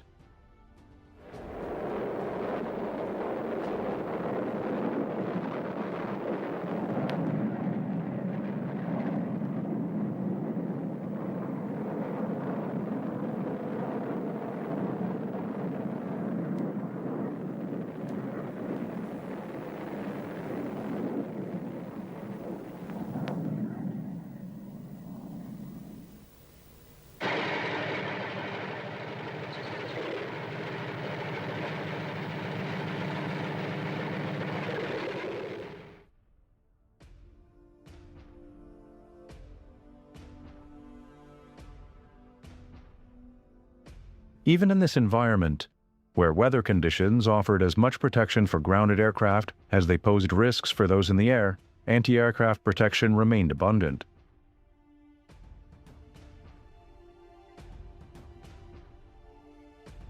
Under this protection, ground crew would immediately begin servicing the landed aircraft. For these men, the journey from aircraft to heated bus was not a short one, and they had to adapt the hostile environment as best they could. With efficiency, the aircraft would be refueled by crews working on the icy wing surfaces, mindful of the potentially fatal consequences of a fall.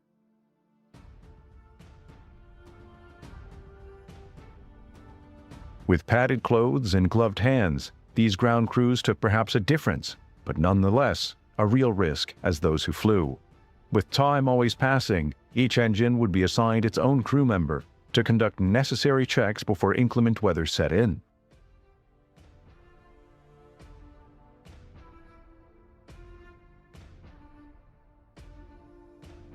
The extreme cold of the region meant that if aircraft had been idle for more than a brief period, the engines would require additional heating, primarily through the large air intakes, to prevent them from freezing solid.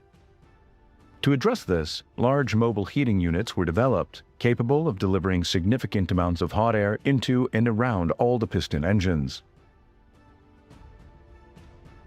The crew compartment also received similar treatment, not only to ensure habitability, but also because instrumentation and onboard equipment would not function effectively in such frigid conditions.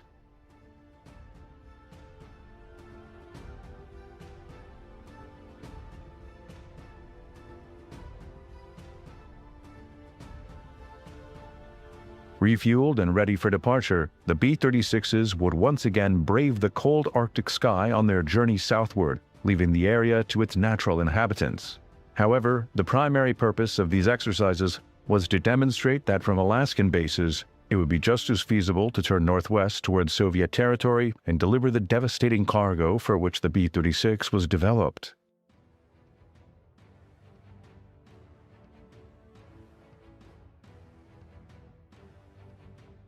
Another type of cargo was also identified. Convair, which designed the 36, won the contract for the Air Force's first supersonic bomber, the B-58 Hustler, which was the culmination of Convair's long involvement with the Delta design. Moving an as-yet unflown bomber from base to base proved to be challenging of a task, until a temporary solution was found, mounting it under a standard B-36 with its two inboard props removed, protecting the wingtips of the newcomer.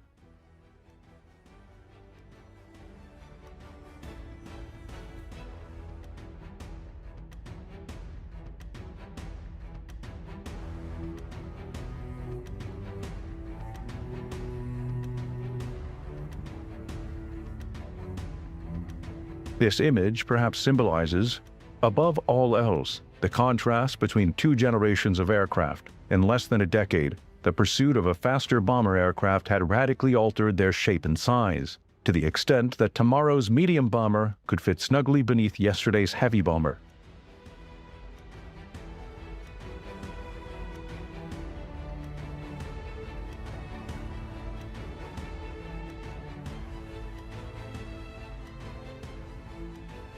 Clearly, the era of giantism was drawing to a close, yet Convair still harbored hopes for its mammoth aircraft in an upgraded form. In response to the Air Force's requirement for an all-jet heavy bomber, the company developed the YB-60. Hopes were high at Fort Worth in April 1952, when the YB-60 made its first public debut. Continuation of the production line would secure the jobs of thousands of staff and subcontractors, bringing added prosperity to the city that had produced the world's largest bomber.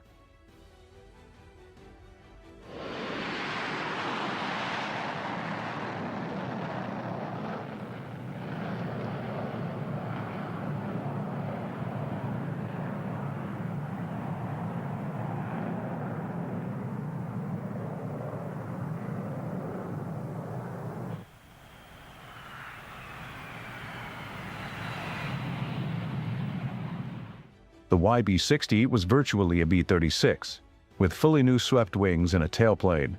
With no defensive armament other than the rear turret, the entire rear crew and quarters were omitted from the YB-60. Enhanced power and reduced weight propelled the YB-60 to a top speed of just over 500 miles per hour. Its production was achieved rapidly, as 70% of its components were standard to the B-36. The Air Force ordered 2 such examples to test the concept, but only actually flew one.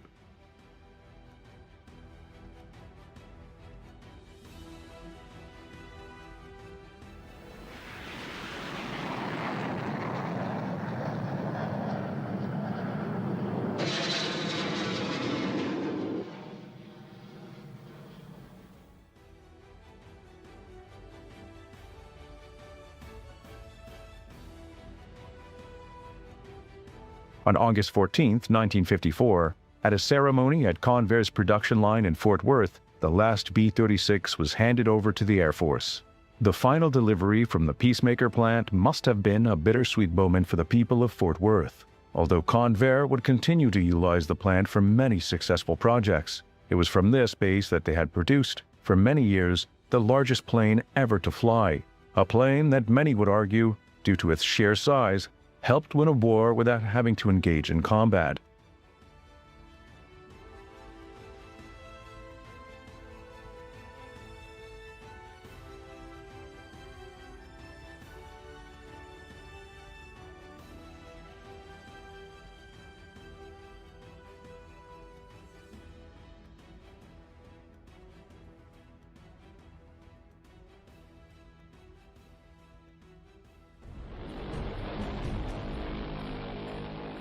This is the consolidated B-36 intercontinental bomber, sometimes referred to as the Peacemaker or the Big Stick. It was the largest conventional warplane ever built. It had tremendous range and a great payload. With its 6 piston engines turning, and later 4 more jets burning, the B-36 for many years projected America's military might.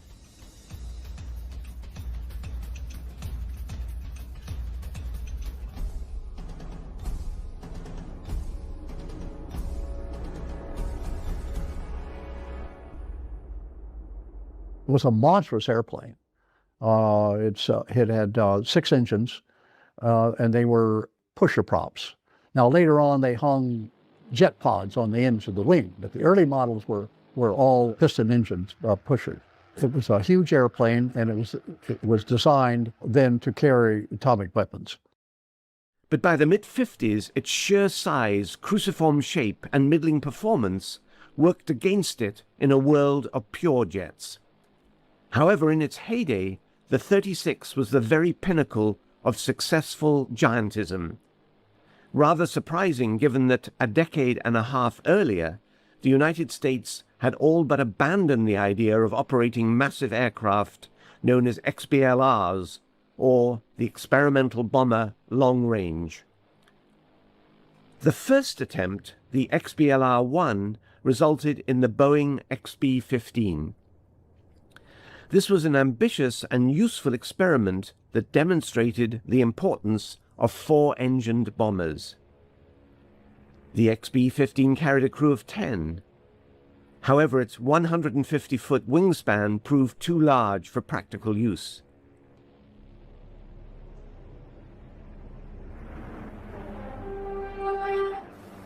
But Boeing's next offering, the XB-17, which followed a year later, perfectly met the needs of the Army. Despite the Army Air Force's decision not to proceed with the XB-15, the political mood in 1938 was undergoing a sea change. With the acquisition of total power by the Nazi Party, American military planners had to contemplate a scenario of German domination of Europe, including Britain. In America in 1938, the question being secretly asked was, what if Britain did fall? Perhaps the only way of striking back at the Axis powers in Europe was with the once dismissed experimental bomber Long Range. The XB-LR-2 came together as the XB-19, somewhat bigger than the XB-15, and in fact bigger than any other aircraft in the world at that time. It was to be built by Douglas Aircraft in California.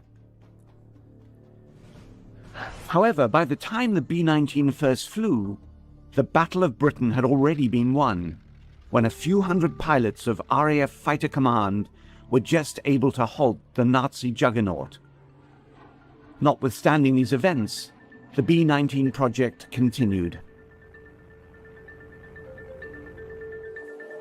Some indication of the project's size can be gained from the scope of its planning. The XB-19 required no less than 4 acres of drawings, 500 engineers, and more than 2 million hours of R&D and construction. The wings on their own had the two massive main tires were 8 foot high, and each was of 24 ply, using 150 miles of rayon cord and 3 miles of steel wire. All of the flying control surfaces were so large that they could only be operated via power-assisted devices.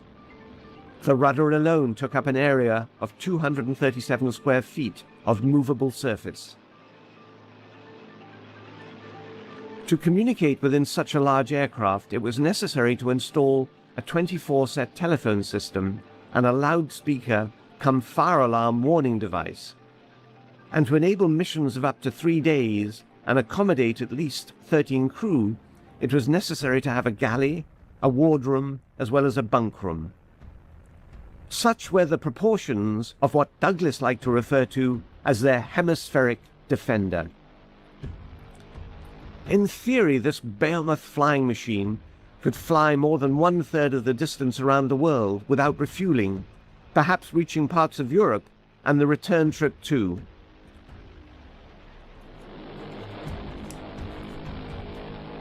On June 27, 1941, the B-19 made its first flight from Douglas Aircraft in Santa Monica to March Air Force Base.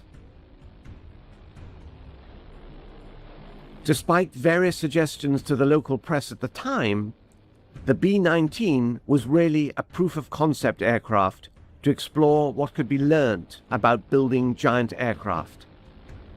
The B-19 also presented the same problems and lengthy delays as Boeing had endured with its 4-year development of the B-15. This suggested that the B-19 be abandoned. However, the Army remained firm that the XBLR-2 would be delivered.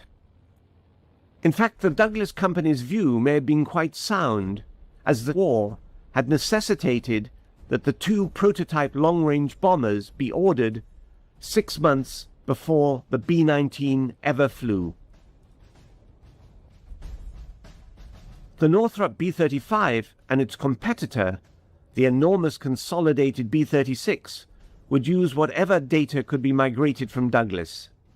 In fact, the B-35's design was a totally different concept, relying upon advanced flying wing aerodynamics to gain maximum range, an idea that was far ahead of its time.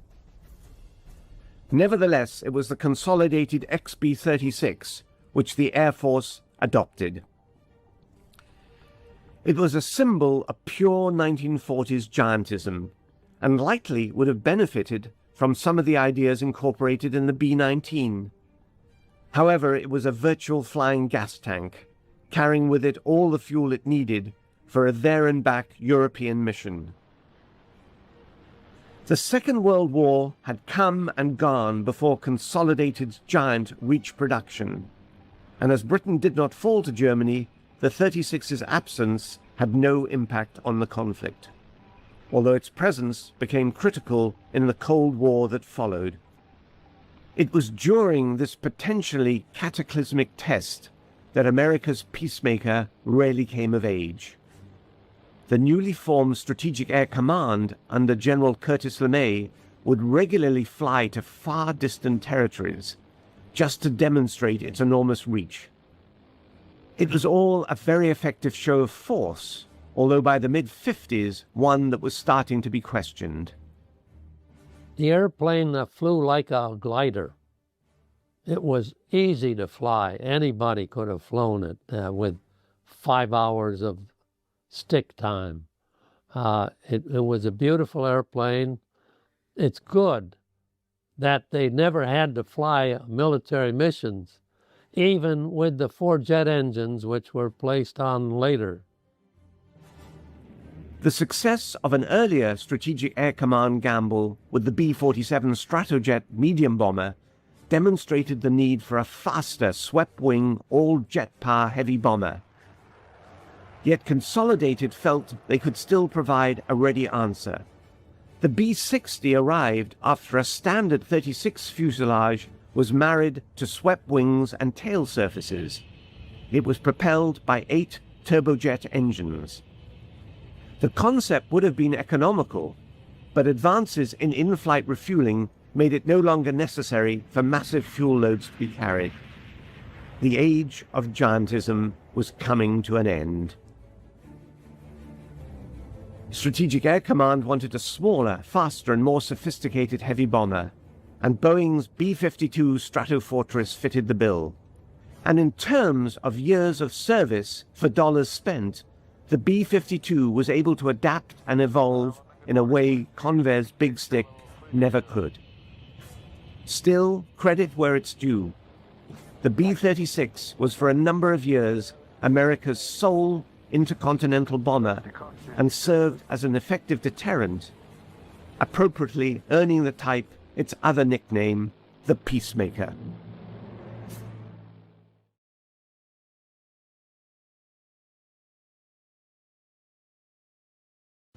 The Boeing B-47 Stratojet is a retired American long-range, 6-engine, turbo-powered strategic bomber designed to fly at high subsonic speed and high altitude to avoid enemy interceptor aircraft.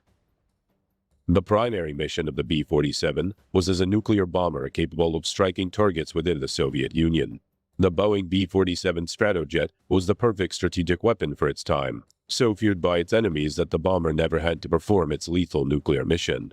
Sadly, the B-47 also suffered losses on a scale that would be utterly intolerable today. Over its lifetime, 203 aircraft, or about 10% of the total procured, were lost in crashes, with 464 deaths. The B-47 arose from an informal 1943 requirement for a jet-powered reconnaissance bomber, drawn up by the United States Army Air Forces, or USAAF, to prompt manufacturers to start research into jet bombers. Boeing was among several companies to respond to this request. One of its designs, the Model 424, was basically a scaled-down version of the piston-engined B-29 Superfortress, equipped with 4 jet engines. In 1944, this initial concept evolved into a formal request for proposal to design a new bomber with a maximum speed of 550 miles an hour and a cruise speed of 450 miles an hour, a range of 3,500 miles, and a service ceiling of 45,000 feet. In December of 1944, North American Aviation, Convair, Boeing, and the Glenn Martin Company submitted proposals for the new long-range jet bomber. Wind tunnel testing had shown that the drag from the engine installation of the Model 424 was too high, so Boeing's entry was a revised design, the Model 432, with 4 engines buried in the forward fuselage.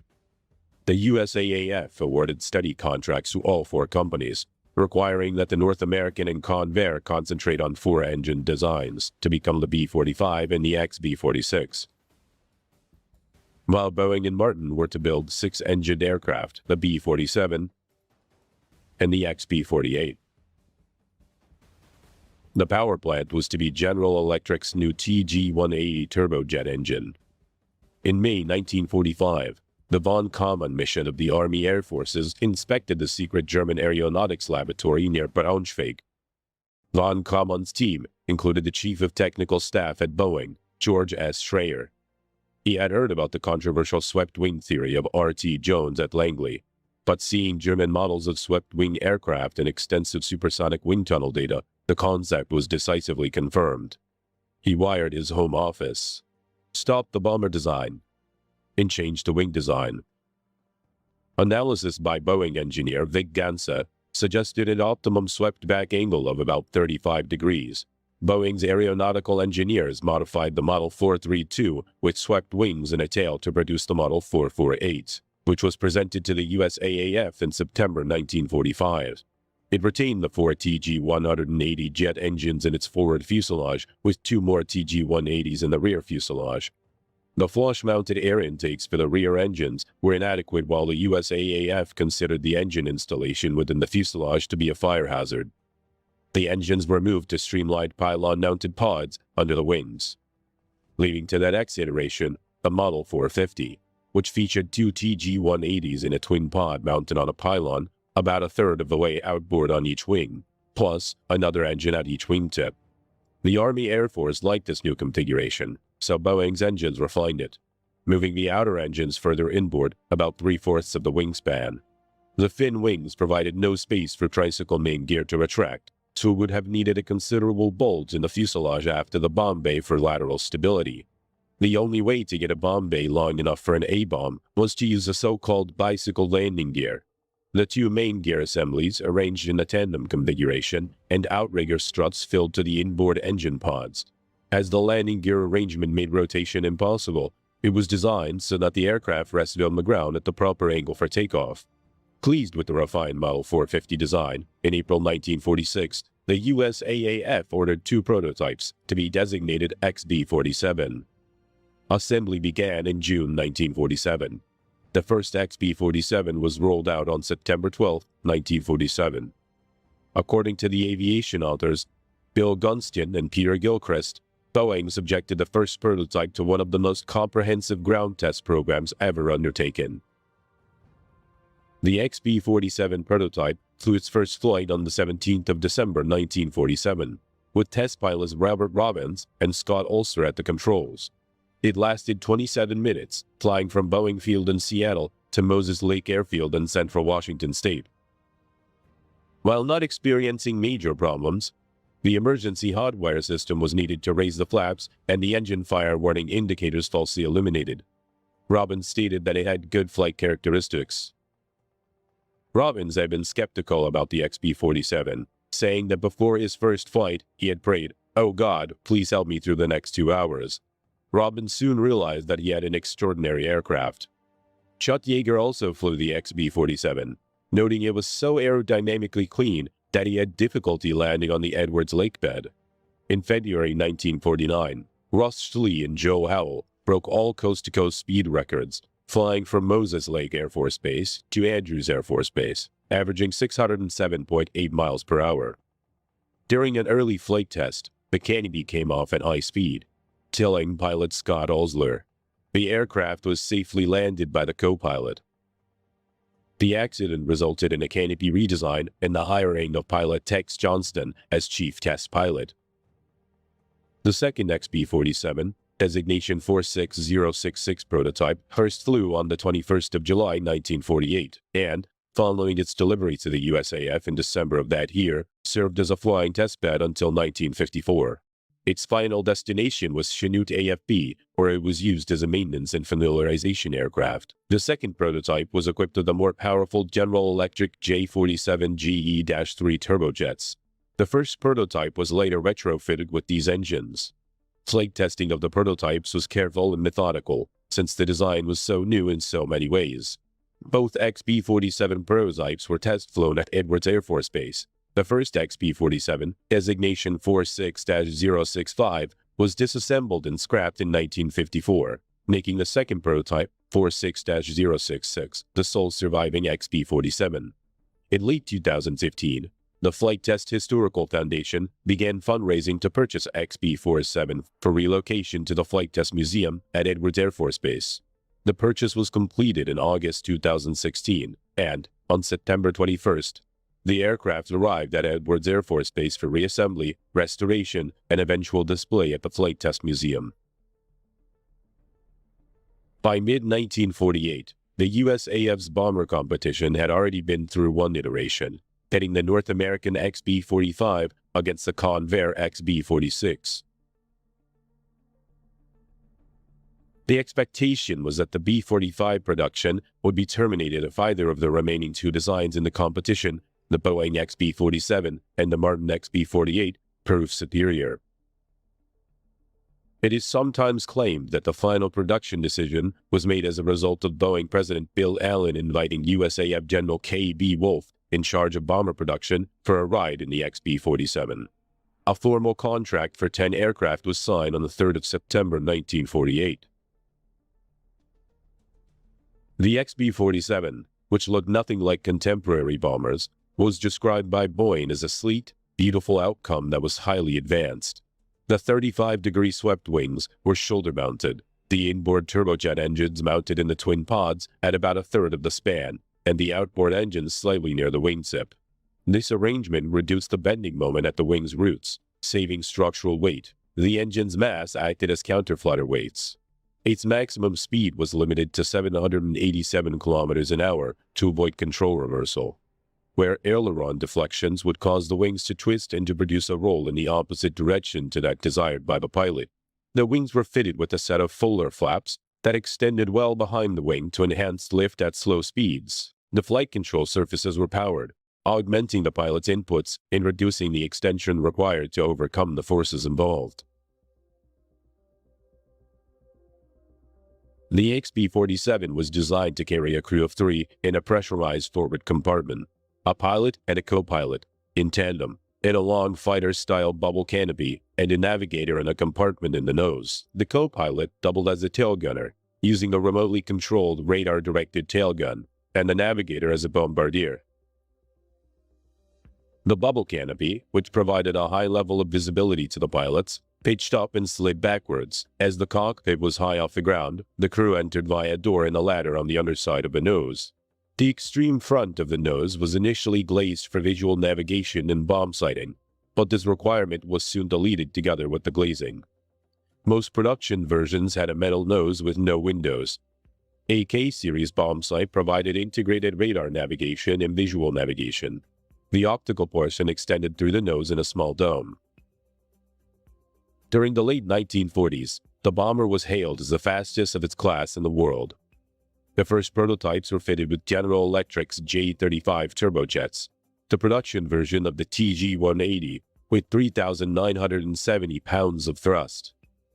Early jet engines did not develop good thrust at low speeds, so to assist the takeoff when heavily loaded, the B-47 had provisions for fitting solid-fuel rocket-assisted takeoff or RATO rockets, each generating roughly 1,000 pounds of static thrust. Early aircraft had mounts for 9 RATO units, built into each side of the rear fuselage, arranged in 3 rows with 3 bottles.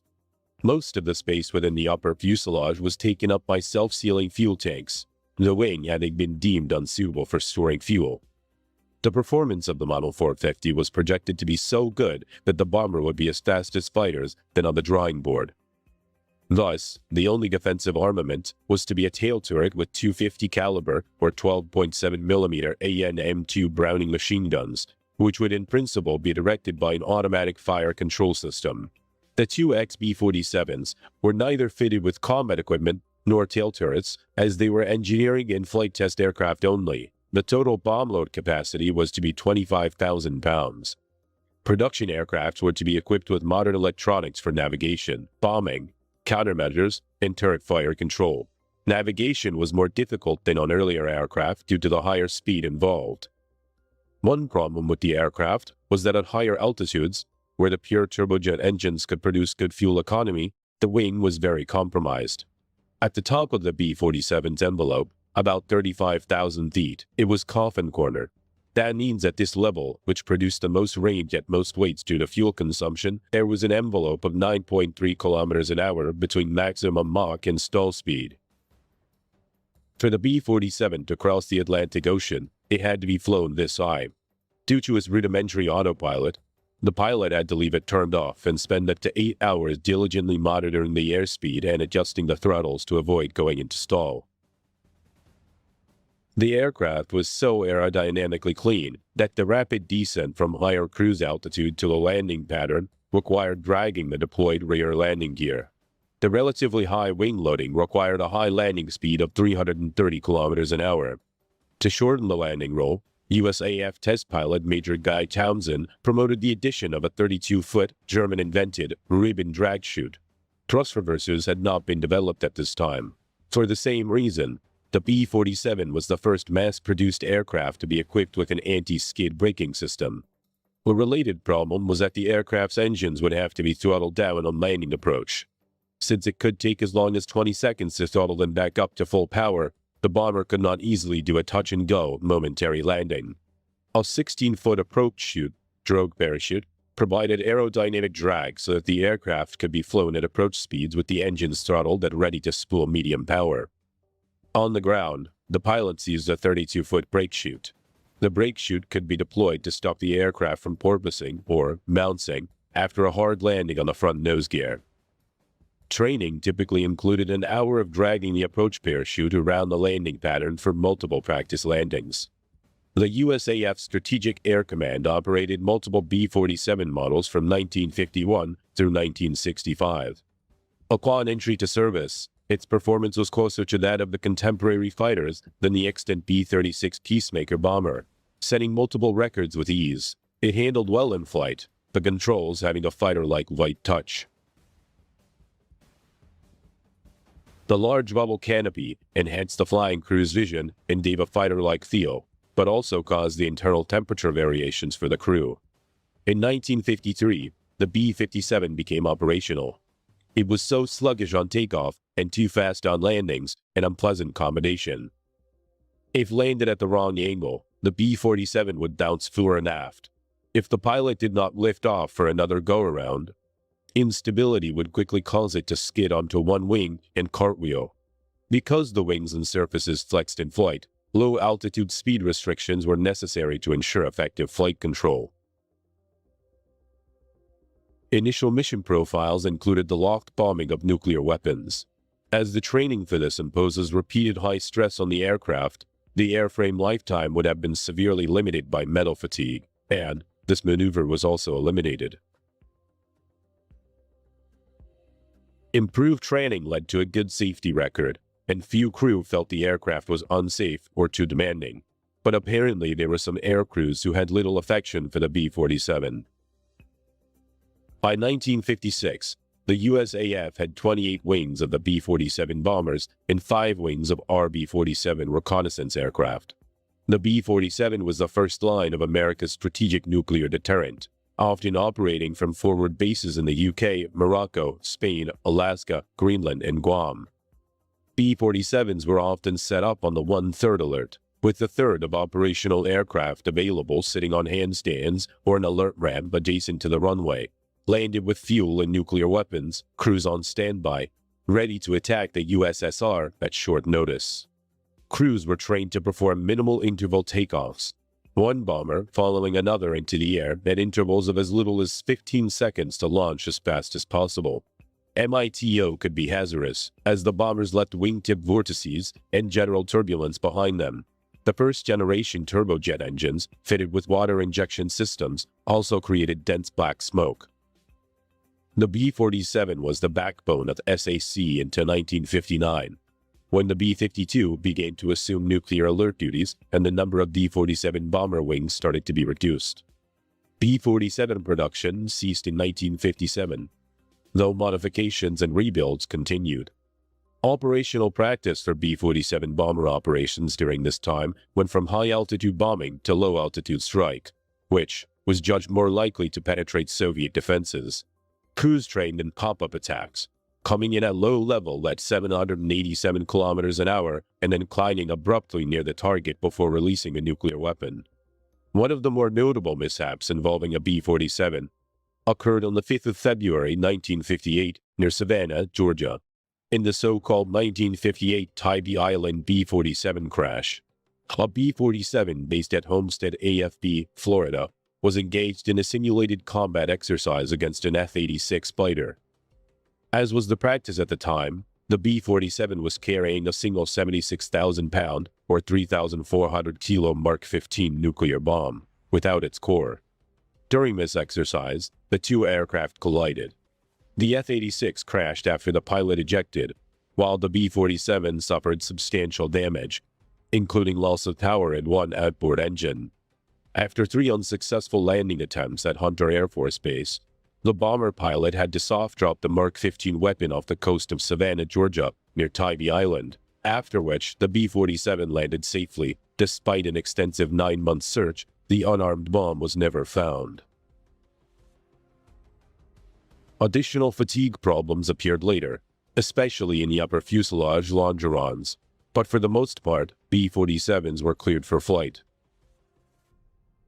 Although the response to the emergency was ultimately successful, the results were not immediate. Despite a dramatic dip in flying hours, there were 22 more B-47s destroyed in 1958.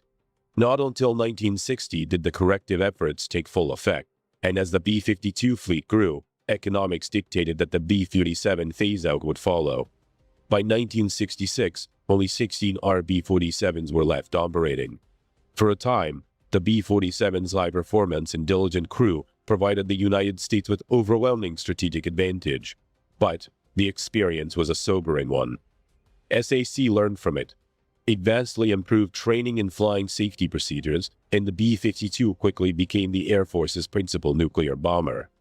The final recorded flight of a B-47 was on the 17th of June, 1986, when a B-47E was restored to flight-worthy condition for a one-time ferry flight. This aircraft was flown from Naval Air Force Weapons Station, China Lake, California, to Castle Air Force Base, California, for static display at the Castle Air Museum, where it patiently resides.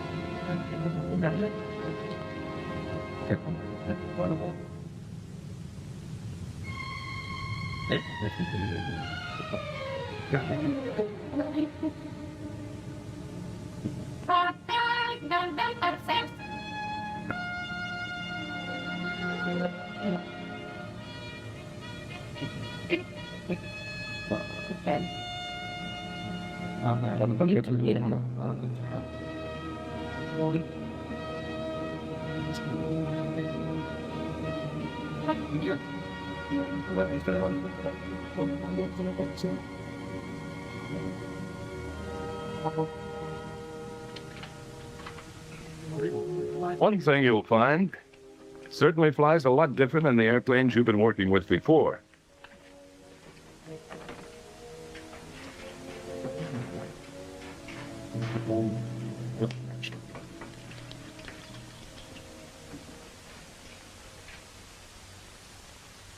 When you get in the front seat, even with an instructor pilot in the rear, you must have full knowledge of the aircraft, its systems, emergency procedures, its capabilities, and limitations. It can pay off with your life sometime. How fast does the B-47 really go? What's the scoop on altitude? Does the swept-back wing really stall out easier? What's the range? Wait a minute, fellas. To fly the B-47 safely, you must learn it thoroughly. Believe me, you can't learn it overnight. So absorb all the training you can get. Absorb it thoroughly. Sit down, fellas. I don't want to scare you, There's nothing mysterious about the B-47. It's a good plane, a safe plane, provided you know what you're doing at all times. It has some new features you're probably not familiar with, features that will present you with some new problems. To let you meet the B-47 and get you familiar with some of these differences, well, let's go back a little in time. As you all know, in the evolution of weapons, instruments of offense and defense are continuously competing for superiority. You build a tank, then you develop an anti-tank gun. You build a bomber for offense, then a better fighter for defense. If it happens to be a jet fighter, then the logical next move is to produce a jet bomber, but quick. Well, that was about the situation in June, I think it was. June of 1943. The Nazis were putting jet fighters into combat, so our need for a jet bomber was clear, an aircraft to be built around an engine. It would have to have speed, more speed than was ever thought possible for a bomber before. It needed altitude, the higher the better. It had to have range. That was a sore spot too. For the first time in any set of requirements, ease of maintenance was a priority consideration. Designers and engineers all over the country analyzed the requirements in terms of the data available in 1943. They worked with slipsticks, drafting boards, wind tunnels. It was common knowledge that the piston pounders of the day attained their optimum range and performance at a moderate speed and in the lower altitudes. One of the most discouraging features of the jet engine was its staggering fuel consumption. This generated some also-provoking problems of range and extremely high gross weights. It was known that a jet engine would deliver its best performance near its maximum speed and at very high altitudes. It would also use less fuel operating under these conditions. In the first model, 4 jet engines were mounted on a thin version of a conventional straight wing. But a straight wing just didn't have enough speed advantage. To find a high-speed wing, the wind tunnel did a free beer business with all kinds of problems. Early data favored a clean wing, so the engines were fitted into the fuselage along with the fuel tanks. The wings still couldn't achieve enough speed. About this time, the Allied armies had conquered Hitler's Europe. Captured Nazi research data revealed that the Germans had developed a radical wing design, the swept wing.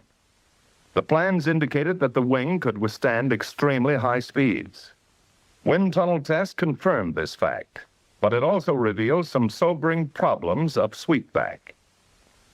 By increasing the angle of sweep, you can increase the critical speed of the airfoil. But as you increase the angle of sweep, you decrease the span. Since the range of any airfoil is a function of span, they had to compromise to get the maximum of both speed and range. The wind tunnel and slide rule discovered problems of lateral control at the lower air speeds caused by the tendency of the outer portion of the swept wing to stall first. So the problems of lateral control were reduced by designing large aileron and flap areas. To keep the wing clean, the engines were kept in the fuselage along with the fuel. However, with this arrangement, an engine fire could be disastrous. The insulation required to protect the fuselage and fuel was impractical. The engines were too inaccessible for maintenance, so they were fitted below the wing. When the outboard engine nacelle was added, the problems of lateral control were further reduced. To keep the wing clean and thin, a variety of landing gear arrangements were tried. As the design progressed, the tandem gear came into the picture, retracting the main gear along the center line of the fuselage. This looked like the answer. In order to accept the high load factors imposed upon it during all flight conditions, the thin wing had to be extremely flexible. So the wing was designed to move through a 17-foot arc at the tip. The wind tunnel experiments on this flexible model were severe. The tunnel's wind currents worked the model over in every possible attitude of flight, subjecting it to every speed condition from the slowest up to disintegration. Here, engineers discovered some disadvantages of the swept wing, like additional weight for wing structure, tough problems of lateral control at low air speeds, longer takeoff and landing rolls due to the necessary high speeds. But the speed potential of a swept wing was worth accepting the disadvantages. By November 1945, the present configuration and arrangement was pretty well firmed up, and Boeing began to build 2 prototypes incorporating a 35-degree angle of sweep in the wing. On December 17, 1947, 44 years to the day after the Wright brothers made aviation an airborne reality at Kitty Hawk Beach, the jet bomber idea went on trial. A Stratojet was all set to try its wing, and they worked.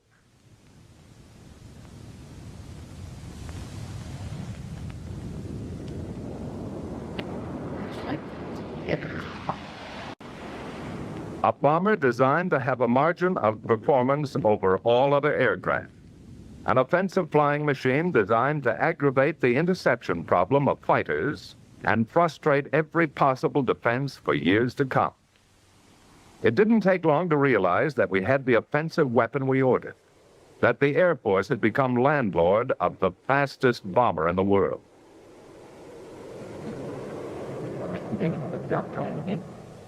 The first airplanes that rolled off the assembly lines at Wichita were subjected to intensive tests by a composite group of Air Force specialists.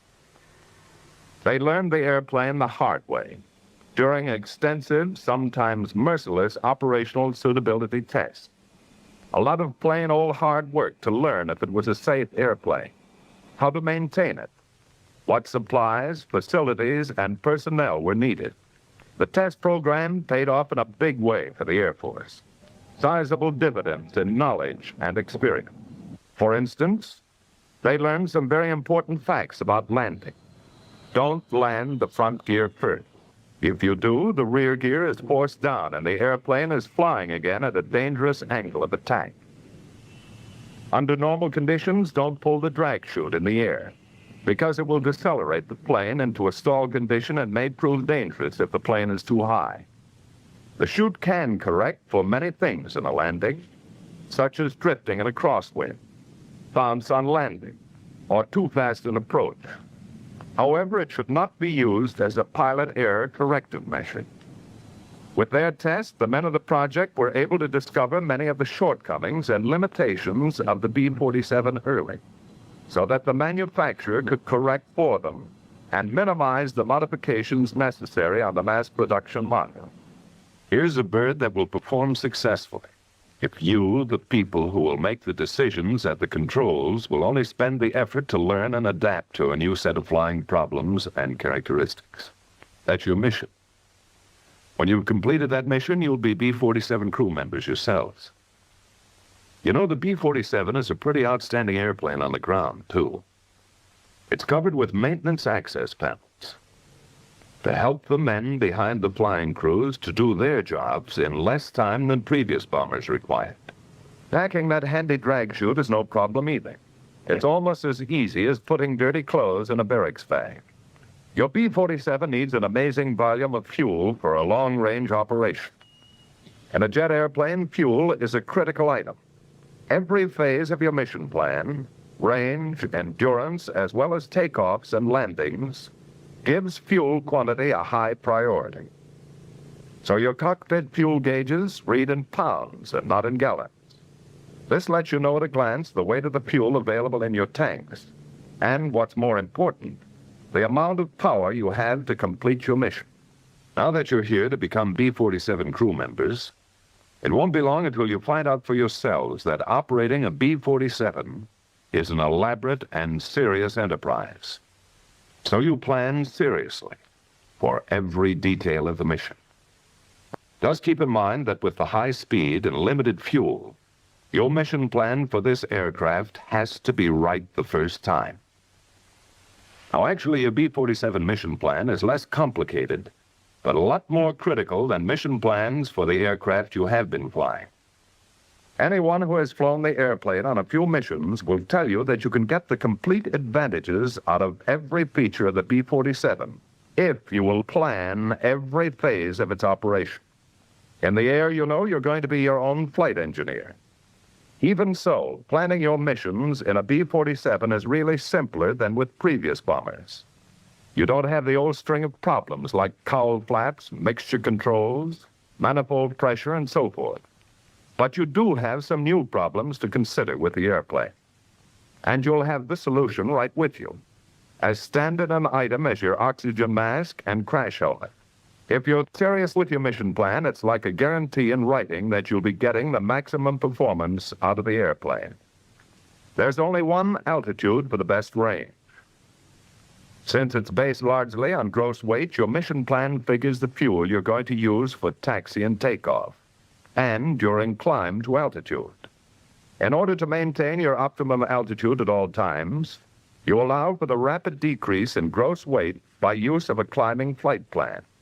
But with a serious approach to your mission planning, you can pretty accurately estimate all the variables and get the maximum performance from every feature of the airplane. To guarantee that you'll be around to collect some of those fogies you're building up, don't be in too big a hurry when you get out to the airplane. It's never a bad idea to start things off discussing the status of the airplane with the crew chief. He won't be around if you need him upstairs. Flying this brute makes large demands on all the plane driving experience you've ever logged. So don't slough off anything on that exterior inspection.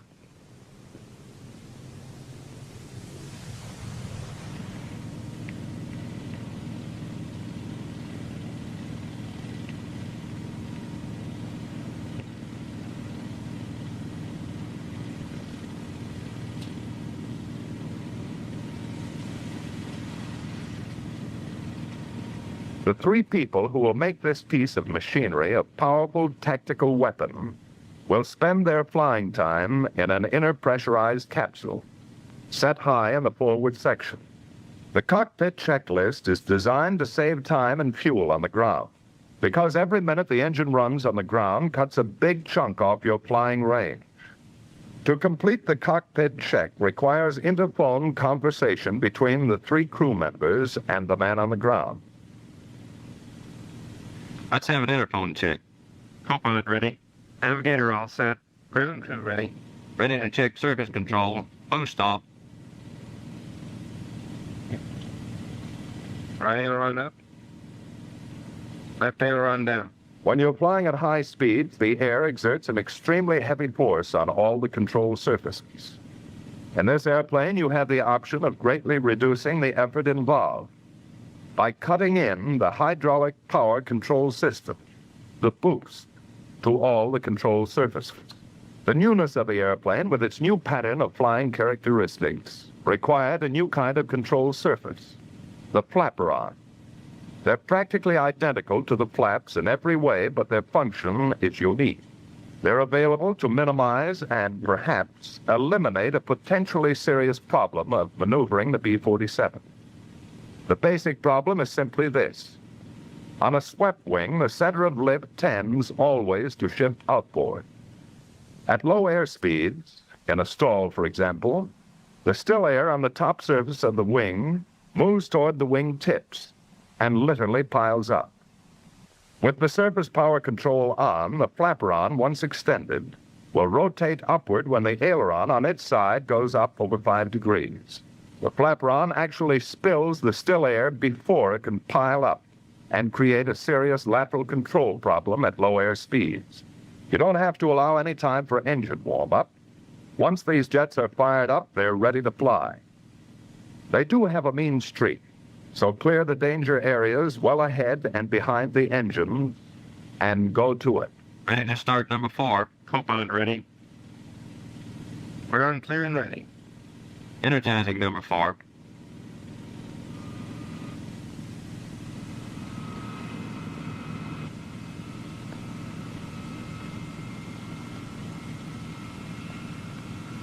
%. Start on forward.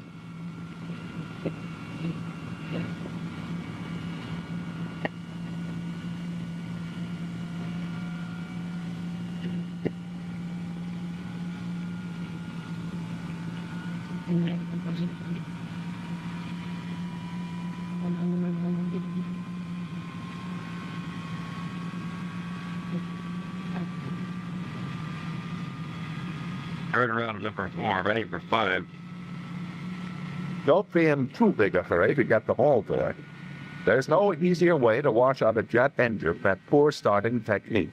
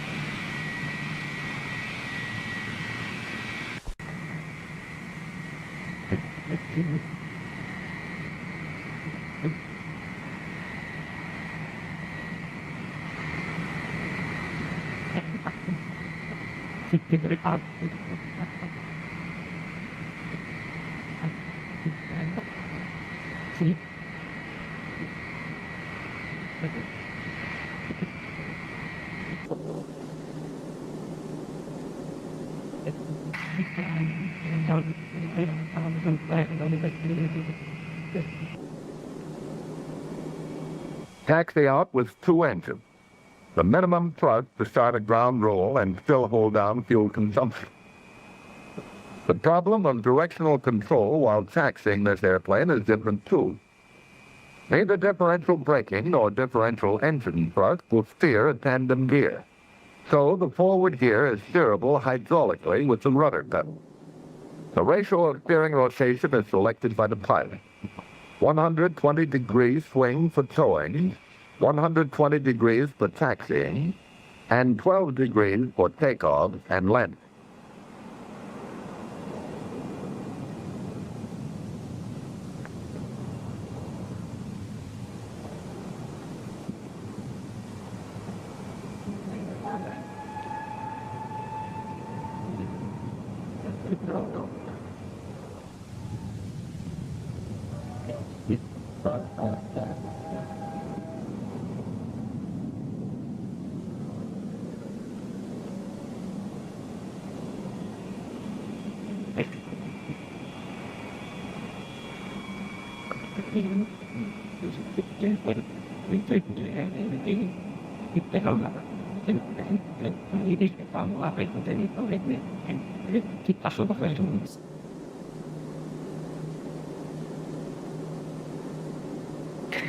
Once you're lined up on the runway, all you need is the final check and power for the takeoff roll.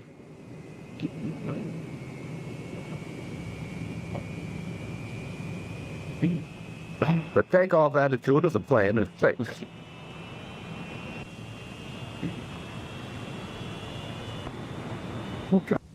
You always take off and land with full flap. At a crosswind, you'll use some aileron to keep from lifting. The flap rods will be in there pitching too. You can't pull it off. When it's good and ready, the plane will fly off by itself.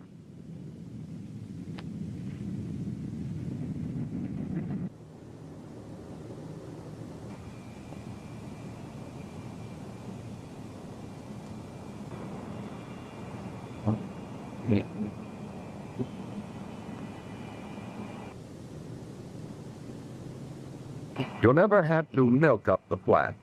If you reach your mushing or sinking point before you have sufficient flap-up speed, the flaps will stop automatically until safe speed is achieved.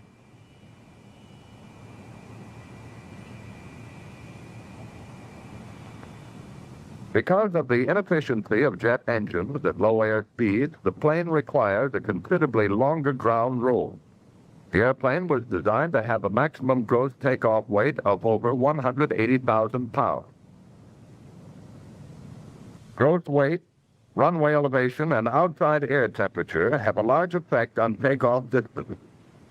So, under certain conditions, the B-47 needs some sort of assistance for takeoff.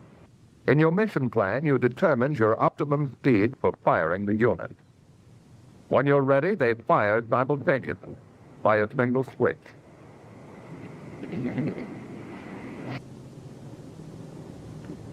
Fire out.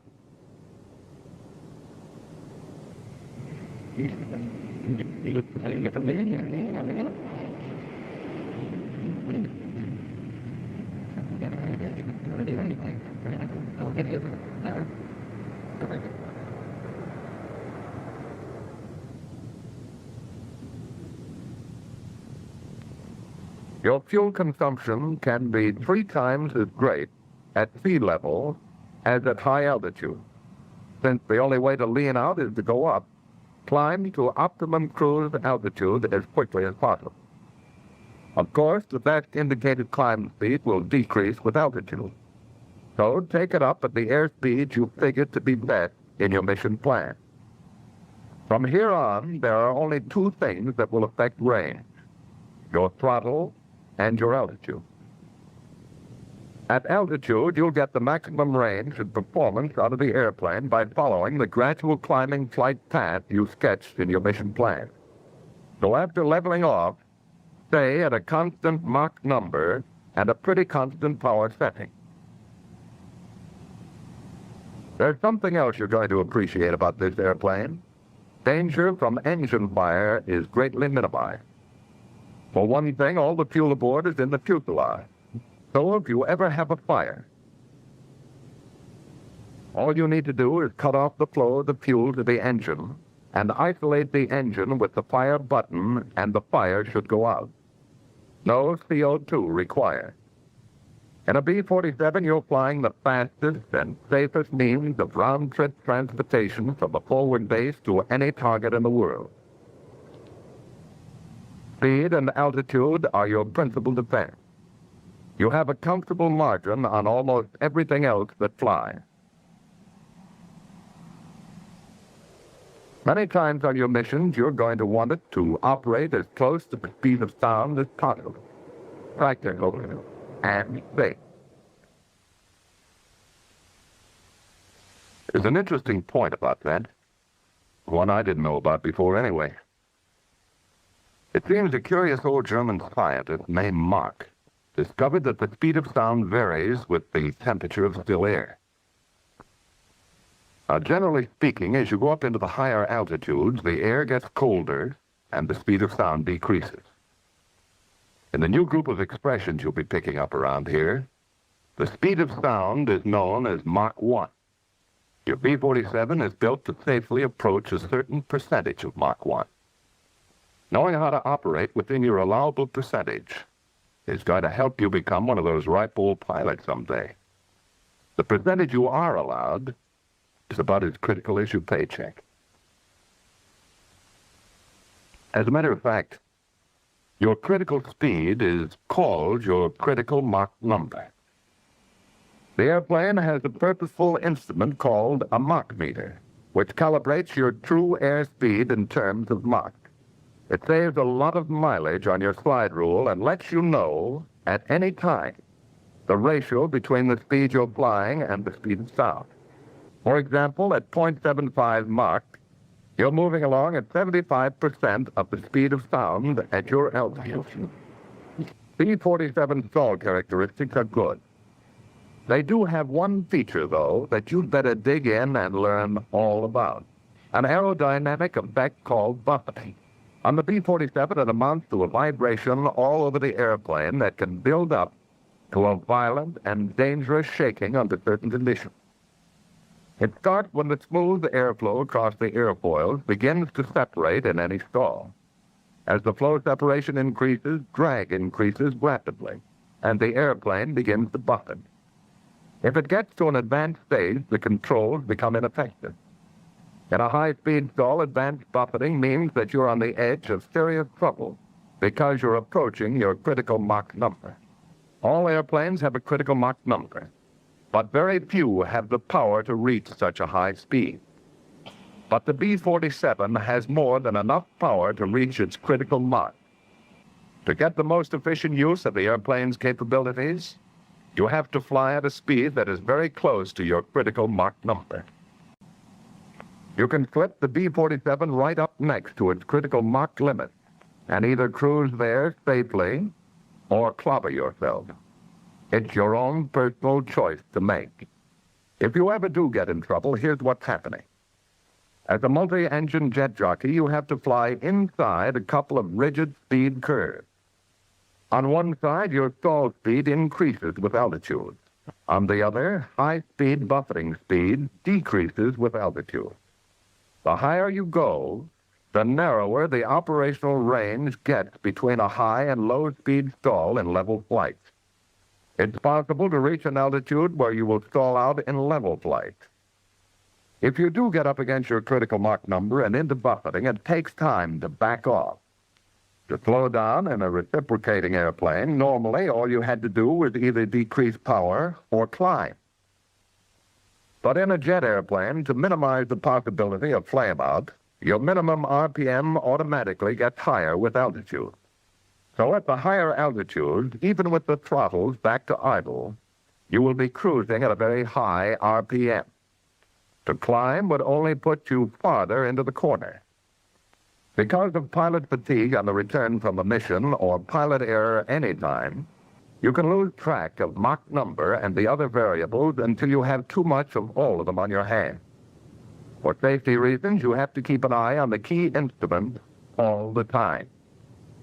Of course, the best idea is to realize well in advance that you are approaching your critical Mach or stall speed and plan ahead. Letdown brings up another new group of special problems for solution. In order to avoid the enormous fuel consumption of low altitude, you'll maintain your cruising altitude much closer to your destination point than in a prop-driven aircraft, practically over your home base. The main landing gear has over twice the total drag of the airplane. They act as your dive brakes. The rear gear and outriggers can be lowered at very high indicated airspeed. The front gear is lowered as soon as the aircraft has decreased speed to below 174 knots. Just hold the best indicated airspeed you estimated in your mission plan and come on down. As you approach your landing base, you spend a minute or two checking your fuel and computing your gross weight at the landing point. Once you've figured it out, you can determine your safest approach and touchdown speed. Many times you'll enter the pattern with full flaps and start slowing down as early as the downwind leg.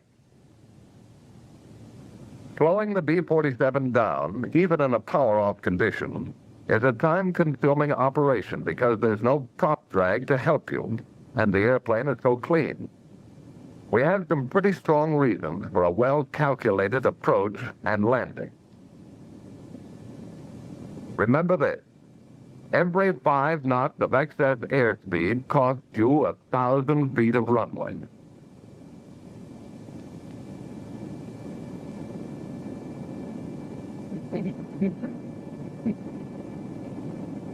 Once you're committed to a landing, don't hold the airplane on. For the best landings, you let the 2 main gears touch simultaneously. But it's still a good, safe landing if the rear gear touches first and the forward unit settles easily on the runway. In a crosswind during both takeoff and landing rolls, you can hold the wings level with the aileron.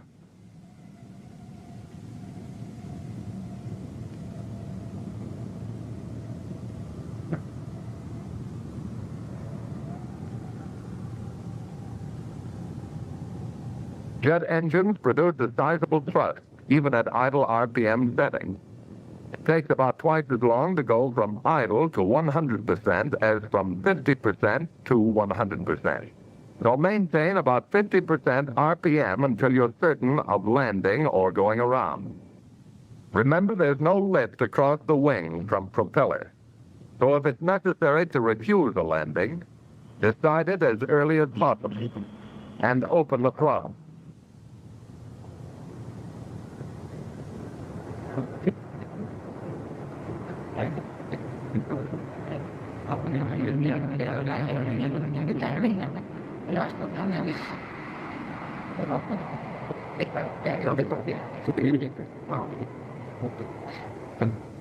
Since approach speeds are very close to actual touchdown speed, fly well ahead of the airplane, all the time.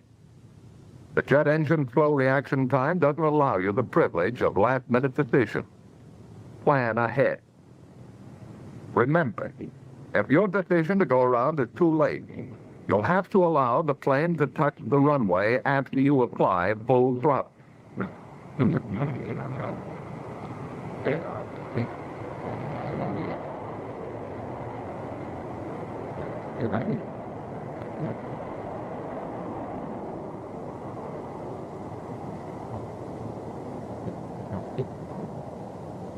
can cut your ground roll almost in half by releasing the drag chute as you contact the runway.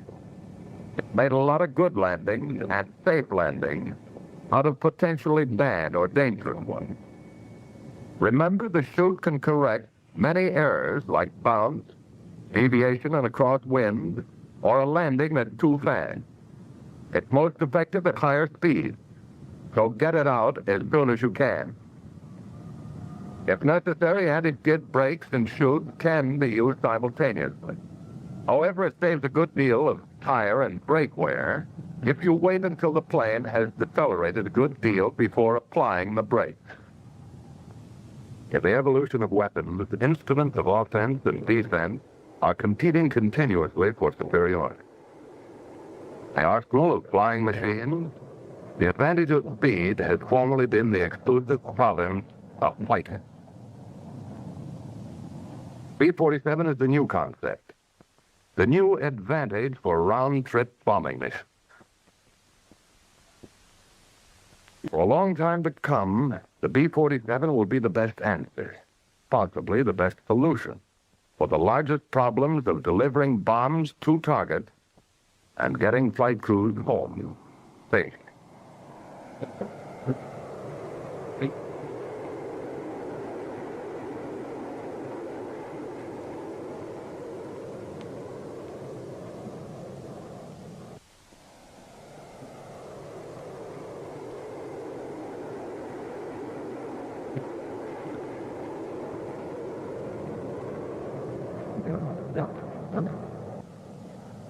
In the B-47, your greatest asset is speed. If you'll have enough of it at your fingertips to make interceptions by present-day fighters extremely difficult. The B-47 has a way of flying all its own. Takes a little time and a lot of hard work to master. But if you honestly like to fly, it's worth it. It's really the best.